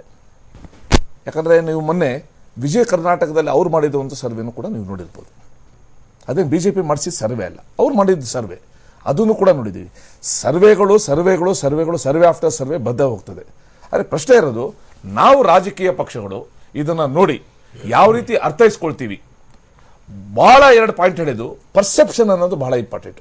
ಜನ ಯಾವ ರೀತಿ ನೋಡ್ತಾರೆ ಆ ಕಾರ್ಯವೈಖರಿನ, ಯಾವ ಪಕ್ಷ ಸರ್ಕಾರ ಎಲ್ಲನೂ ಕೂಡ ನೋಡ್ತಾರೆ, ಮತ್ತೆ ವಿಸಿಬಿಲಿಟಿ ಎರಡನ್ನೂ ಕೂಡ ಹೇಳಿದ್ದಾರೆ. ಈ ಆಧಾರದ ಮೇಲೆ ನನಗೆ ಸಂಪೂರ್ಣ ಒಂದು ವಿಶ್ವಾಸ ಇದೆ. ನಾವು ಹೋಗ್ತಾ ಇರೋ ದಾರಿ, ನಾವು ತಗೊಳ್ತಾ ಇರೋ ಕಾರ್ಯ ಅದಕ್ಕೆ ಸಂಪೂರ್ಣ ಒಳ್ಳೆ ಸ್ಪಂದನೆ ಸಿಕ್ಕಿದೆ. ಎಸ್ ಹಕೀಮ್ ಅವರೇ, ತಾವೇನು? ಈಗ ಬಹುಶಃ ಈ 3 ಪಕ್ಷಗಳಿಗೆ ಇದೊಂದು ದಿಕ್ಸೂಚಿಯಾಗಿಯೇ ಇದನ್ನು ಪರಿಗಣಿಸಬೇಕಾಗಿದೆ. ಈಗ ಇವತ್ತಿನ ಮಿತಿಗೆ, ಅಂದರೆ ಇವತ್ತಿನ ದಿನಾಂಕಕ್ಕೆ ಹೊಂದಿಸಿಕೊಂಡಂತೆ ಇದೊಂದು ಸಮೀಕ್ಷೆ ನಡೆಸಲಾಗಿದೆ. 3 ಪಕ್ಷಗಳು ತಮ್ಮ ಸ್ಪೀಡಪ್ಪನ್ನು ಹೆಚ್ಚು ಮಾಡಬೇಕಾಗತ್ತೆ. ವಿಶೇಷವಾಗಿ ಏನಾಗಿದೆ, ಈ ಚುನಾವಣೆ, ಈ ನೋಟಿನ ಅಪಮೌಲ್ಯೀಕರಣ ಮತ್ತು ಇತ್ತೀಚೆಗೆ ಬಂದಂಥ ಧರ್ಮ ಜಾತಿ ಹೆಸರಿನಲ್ಲಿ ಯಾವುದೇ ರೀತಿಯಿಂದ ಚುನಾವಣೆಗಳನ್ನು ಎದುರಿಸಬಾರದು ಅನ್ನೋದೇನು ಸುಪ್ರೀಂ ಕೋರ್ಟ್ ನಿರ್ಧಾರ, ಮತ್ತು ಈ ಶ್ರೀನಿವಾಸ್ ಪ್ರಸಾದ್ ಈ ದಲಿತರ ವಿಷಯ, ಈ ವಿಷಯಗಳು ಕರ್ನಾಟಕ ರಾಜ್ಯದಲ್ಲಿ ಭಾಳ ಪ್ರಮುಖವಾಗಿ ಚರ್ಚೆಗೆ ಒಳಪಡ್ತಾ ಇದ್ದಾವೆ ಅಂತ ನನಗನ್ಸುತ್ತೆ. ಈ ಹಿನ್ನೆಲೆಯಲ್ಲಿ ನಾವು ನೋಡಿದಾಗ ಬಹುಶಃ ಕಾಂಗ್ರೆಸ್ ಪಕ್ಷಕ್ಕೆ ಇನ್ನಷ್ಟು ಕಗ್ಗಂಟಾಗೇ ಬರ್ತಾ ಇದೆ. ಯಾಕಂತಂದ್ರೆ ನಾನು ಯಾಕೆ ಈ ಮಾತು ಒತ್ತಿ ಹೇಳ್ತಾ ಇದ್ದೀನಿ ಅಂತಂದರೆ, ಯಾವುದೇ ಒಂದು ಪಕ್ಷದ ಕೆಲಸಗಳು ಮುಖ್ಯ ಆಗೋದಿಲ್ಲ. ಅವರು ಮನಮೋಹನ್ ಸಿಂಗರ UPA ಸರ್ಕಾರ ಅದ್ಭುತವಾದ ಕಾರ್ಯಕ್ರಮ ಕೊಡ್ತು, ಆದರೆ ಜನರಿಗೆ ರೀಚ್ ಆಗಲಿಲ್ಲ. ಆಮೇಲೆ ಲೀಡರ್ಶಿಪ್ ಕ್ವಾಲಿಟಿ ಇರಲಿಲ್ಲ. ಮುಖ್ಯವಾಗಿ ಅವರನ್ನು ಇಟ್ಕೊಂಡು ಚುನಾವಣೆಯನ್ನು ಮಾಡಲಿಲ್ಲ. ನಾವು ರಾಹುಲ್ ಗಾಂಧಿಗೆ ಇಟ್ಕೊಂಡು ಚುನಾವಣೆ ಅವ್ರ ಪಕ್ಷ ಮಾಡಬೇಕಾಯ್ತು. ಅದೇ ರೀತಿಯಿಂದ ಇವತ್ತೆಲ್ಲ ವಿಷಯದಲ್ಲಿ ಕಾಂಗ್ರೆಸ್ ಪಕ್ಷದ ಅಧ್ಯಕ್ಷರು ಒಂದು ದಿಕ್ಕಿಗೆ ಹೋಗ್ತಾ ಇದ್ದಾರೆ, ಸರ್ಕಾರ ಒಂದು ದಿಕ್ಕಿಗೆ ಹೋಗ್ತಾ ಇದ್ದಾರೆ. ಇದರ ನಡುವೆ ಶಿವಕುಮಾರ್ನ ಅವರು ಉದ್ಭವ ಮೂರ್ತಿಯನ್ನಾಗಿ ಮಾಡಿಕೊಂಡು ಅವರು Indira Gandhi centenary committee member ಅವರಿಗೆ ಮಾಡ್ತಾ ಇದ್ದಾರೆ. ಅಪಮೌಲ್ಯೀಕರಣ ವಿರುದ್ಧ ಹೋರಾಟ ಮಾಡಲಿಕ್ಕೂ ಅವರಿಗೆ ಸೆಂಟ್ರಲ್ ಕಮಿಟಿ ಮೆಂಬರ್ ಮಾಡ್ತಾ ಇದ್ದಾರೆ. ಅಂದರೆ ಕೇಂದ್ರದಲ್ಲಿ ಕೂತಂಥ ಕಾಂಗ್ರೆಸ್ ಪಕ್ಷ ಶಿವಕುಮಾರನ್ನು ಎತ್ತಿ ಹಿಡಿತಾ ಇದೆ. ಈ ಕಡೆ ದಿನೇಶ್ ಗುಂಡೂರಾವ್ ಅವ್ರಿಗೂ ಇಟ್ಟಿದ್ದಾರೆ. ಹೀಗಾಗಿ ಪಕ್ಷದ ವಿಷಯದಲ್ಲಿ ಒಂದು ಕಚ್ಚಾಟ ಇರಲಿಕ್ಕಿಲ್ಲ, ಆದರೆ ಹೊಂದಾಣಿಕೆ ಇಲ್ಲ. ಹೀಗಾಗಿ ಸಹಜವಾಗಿ ಆ ಪಕ್ಷಕ್ಕೆ ನೇತೃತ್ವ ಸಿಗೋದಿಲ್ಲ. ಆದರೆ ಎಷ್ಟೇ ಏನೇ ಹೇಳಿದರೂ ಕೂಡ ಕಾಂಗ್ರೆಸ್ ಪಕ್ಷಕ್ಕೆ ಸಿದ್ದರಾಮಯ್ಯವರೇ ಅಂತಿಮ. ಅವ್ರ ನೇತೃತ್ವ ಬಿಟ್ಟು ಬೇರೆ ಚುನಾವಣೆಗೆ ಹೋದ್ರೆ ಇಷ್ಟು ಚುನಾವಣೆ ಬರಲ್ಲ ಅಂತ ನಾನು ಒಂದೇ ಒಂದು ನಮಗೆ ಪಾಸಿಟಿವ್ ಆಗಂತ ಹೇಳ್ಕೊಳ್ಳಲ್ಲ. ವಾಸ್ತವ ಹರೀಶ್ ರಾಮಸ್ವಾಮಿ ಅವರು ಹೇಳಿದಾಗೆ, ಒಂದು ಇವತ್ತಿನ ರಾಜ್ಯದ ಪರಿಸ್ಥಿತಿ ಒಳಗಡೆಯಲ್ಲಿ ತುಂಬ ನಮ್ಮನ್ನು ಕಾಡ್ತಾ ಇರೋದು ಪ್ರಾದೇಶಿಕ ಸಮಸ್ಯೆಗಳು. ಕೇಂದ್ರ ಸರ್ಕಾರ ಮತ್ತು ರಾಜ್ಯ ಸರ್ಕಾರಗಳು ಎರಡೂ ಕೂಡ ನಮ್ಮ ರಾಜ್ಯಕ್ಕೆ ಅನ್ಯಾಯ ಮಾಡಿದ್ವು ಅನ್ನೋದು, ಕಾವೇರಿ ಇರ್ಬೋದು, ಮಹದಾಯಿ ಇರ್ಬೋದು, ಇಂಥ ವಿಷಯಗಳಲ್ಲಿ ಈಗ ಜನಗಳಿಗೆ ಅನ್ನಿಸ್ತಾ ಇದೆ ಒಂದು ಪ್ರಾದೇಶಿಕ ಸ್ವರೂಪದ ಪಕ್ಷ ಬೇಕು. ಥರ್ಡ್ ಆಲ್ಟರ್ನೇಟ್ ಅಂದರೆ ಅದು JDS. ಹಾಗಾಗಿ 3ನೇ ಪಕ್ಷಕ್ಕೆ ನಾವು ಒಲಿಬೇಕು ಅನ್ನುವಂಥದ್ದು ಇವತ್ತು ನಮ್ಮನ್ನು ಕಾಡ್ತಿರುವ ಸಮಸ್ಯೆಗಳು, ಕಲಿತಂಥ ಪಾಠಗಳು. ಮೊನ್ನೆ ಕಾವೇರಿಯಲ್ಲಿ ಏನಾಯಿತು, ಮಹದಾಯಿಯಲ್ಲಿ ಏನಾಯಿತು ನೋಡಿದಾಗ ಇದು ಒಂದು ಅನ್ನಿಸ್ತಾರೆ, ಜನಗಳಿಗೆ ಅನ್ನಿಸ್ತಾರೆ ಇಟ್ ಈಸ್ ಇನ್ವಿಟಬಲ್ ಅಂತ. ಎರಡನೇದು ಅನ್ನಿಸ್ತಾ ಇದೆ, ಇದು ಹೈಕಮಾಂಡು. ಇವರು ಎರಡೂ ಪಕ್ಷಗಳಿಗೆ ಒಂದು ಹೈಕಮಾಂಡ್ ಸಂಸ್ಥೆ. ನಮ್ಮಲ್ಲೂ ಹೈಕಮಾಂಡ್ ಇದೆ, ದೇವೇಗೌಡರಿದ್ದಾರೆ. ಆದರೆ ನಮ್ಮ ಹೈಕಮಾಂಡು ಕರ್ನಾಟಕದ ಹೈಕಮಾಂಡು, ನಮ್ಮ ನೆಲದ ಜಾಯಮಾನದ ಹೈಕಮಾಂಡು. ಹಾಗಾಗಿ ಸುಲಭ ಅನ್ನೋದು ದೇವೇಗೌಡರು, ಕುಮಾರಸ್ವಾಮಿ ಅವರು ಅಂತಾರೆ. ಕುಮಾರಸ್ವಾಮಿ ಅವ್ರ ಬಗ್ಗೆ ಹರೀಶ್ ರಾಮಸ್ವಾಮಿ ಅವರು ಹೇಳಿದ್ದು 100ಕ್ಕೆ 100 ನಿಜ. ಯಡಿಯೂರಪ್ಪನವರ ಒಂದು ರೀತಿಯ ಸ್ವಲ್ಪ ಗಂಭೀರವಾದ ಸಿಟ್ಟು, ಸೆಡವು, ಆ ಥರದ ನೇಚರ್ಗೂ ಕುಮಾರಸ್ವಾಮಿ ಅವರ ಫ್ಲೆಕ್ಸಿಬಿಲಿಟಿ ಮತ್ತು ಜನಗಳ ಜೊತೆ ಸುಲಭವಾಗಿ ಬೆರೆಯುವಂಥ ಹಂಬಲ್ ನೇಚರು, ಇವು ಕೂಡ ಒಂದು ಪರ್ಸೆಪ್ಷನ್ ಅಂದ್ರಲ್ಲ, ಆ ವ್ಯಾಪ್ತಿನಲ್ಲಿ ಇವೆಲ್ಲ ಬರ್ತವೆ. ಕೊನೆಯ ಒಂದು ಪಾಯಿಂಟು, ನಮಗೆ ಇವತ್ತಿನ ಸಂದರ್ಭದ ಒಳಗಡೆಯಲ್ಲಿ ಎರಡೂ ಪಕ್ಷಗಳನ್ನು ನೋಡಿರುವ ಜನ ಖಂಡಿತವಾಗಲೂ ಕೂಡ ಎರಡು ಸರ್ಕಾರ ನೋಡಿದ್ವಿ. ಈ ಸಲ ರೈತರು, ಹಳ್ಳಿ ಜನ ಅಂತಂದ್ರೆ ಸ್ವಲ್ಪ ಹೆಚ್ಚು ಒತ್ತು ಕೊಡುವಂಥ ಪಕ್ಷ JDS ಅಂತ ಒಲವು ಸ್ಪಷ್ಟ. ಸರ್ಕಾರದ ವರ್ಚಸ್ಸಿನ ಆಧಾರದ ಮೇಲೇ ನಾವು ಪುನಃ ಅಧಿಕಾರಕ್ಕೆ ಬರಬೇಕು ಅಂತ ಅನ್ನೋದು ನಮಗೆ ಗೊತ್ತಿದೆ. ಹಾಗಾಗಿ ಉಳಿದಿರ್ತಕ್ಕಂಥ ಈಗ ಮಾಡಿರ್ತಕ್ಕಂಥ ಕಾರ್ಯಕ್ರಮಗಳು, ಜನಗಳಿಗೆ ಕೊಟ್ಟಿರ್ತಕ್ಕಂಥ ಕಾರ್ಯಕ್ರಮಗಳು, ಉಳಿದ 15 ತಿಂಗಳಲ್ಲಿ ನಾವು ಮಾಡಬೇಕಾದಂಥ ಕಾರ್ಯಕ್ರಮಗಳು, ಇವೆಲ್ಲವನ್ನು ಕೂಡ ಪಕ್ಷ ಮತ್ತು ಸರ್ಕಾರ ಒಗ್ಗಟ್ಟಾಗಿ ಇನ್ನೂ ಹೆಚ್ಚು ಶಕ್ತಿಯುತವಾಗಿ, ಬಲಯುತವಾಗಿ ಇವತ್ತೇನು ನಮ್ಮ ಸರ್ಕಾರ ಇವತ್ತು ಜನ ವಿಶ್ವಾಸ ಇಟ್ಟು ನಮ್ಗೆ ಇವತ್ತು ಆಡಳಿತವನ್ನು ಕೊಟ್ಟಿದ್ದಾರೆ, ಆಡಳಿತವನ್ನ 2018 ಎಲೆಕ್ಷನ್ನಲ್ಲೂ ಕೂಡ ಪುನಃ ಗೆಲ್ಲೋದ್ರ ಮುಖಾಂತರ ಈ ನಾಡಿಗೆ ಪುನಃ ಕಾಂಗ್ರೆಸ್ ಸರ್ಕಾರ, ಬಡವರ ಪರವಾಗಿರೋದು, ಮಧ್ಯಮ ವರ್ಗ ಜನ, ರೈತರ ಪರವಾಗಿರ್ತಕ್ಕಂಥ ಕಾಂಗ್ರೆಸ್ ಸರ್ಕಾರಕ್ಕೆ ಬರಲಿಕ್ಕೆ ನಾವು ಎಲ್ಲ ರೀತಿ ಪ್ರಯತ್ನ ಮಾಡ್ತೀವಿ. ಅದಕ್ಕೆ ಅವಕಾಶಗಳು ಕೂಡ ವಿಪುಲವಾಗಿದೆ ರಾಜ್ಯದಲ್ಲಿ. ಎಸ್ ಸರ್, ಧನ್ಯವಾದ ತಮಗೆಲ್ಲರೂ ಕೂಡ ಇಷ್ಟೊತ್ತಿಗೆ ಕಾರ್ಯಕ್ರಮದಲ್ಲಿ ಜಾಯಿನ್ ಶೇರ್ ಮಾಡ್ಕೊಳ್ಳೋದಕ್ಕಾಗಿ. ಇದು ಈ ಹೊತ್ತಿನ ವಿಶೇಷ ಸುದ್ದಿಯಾಗಿ ನೋಡ್ತಾ ಇರಿ TV9.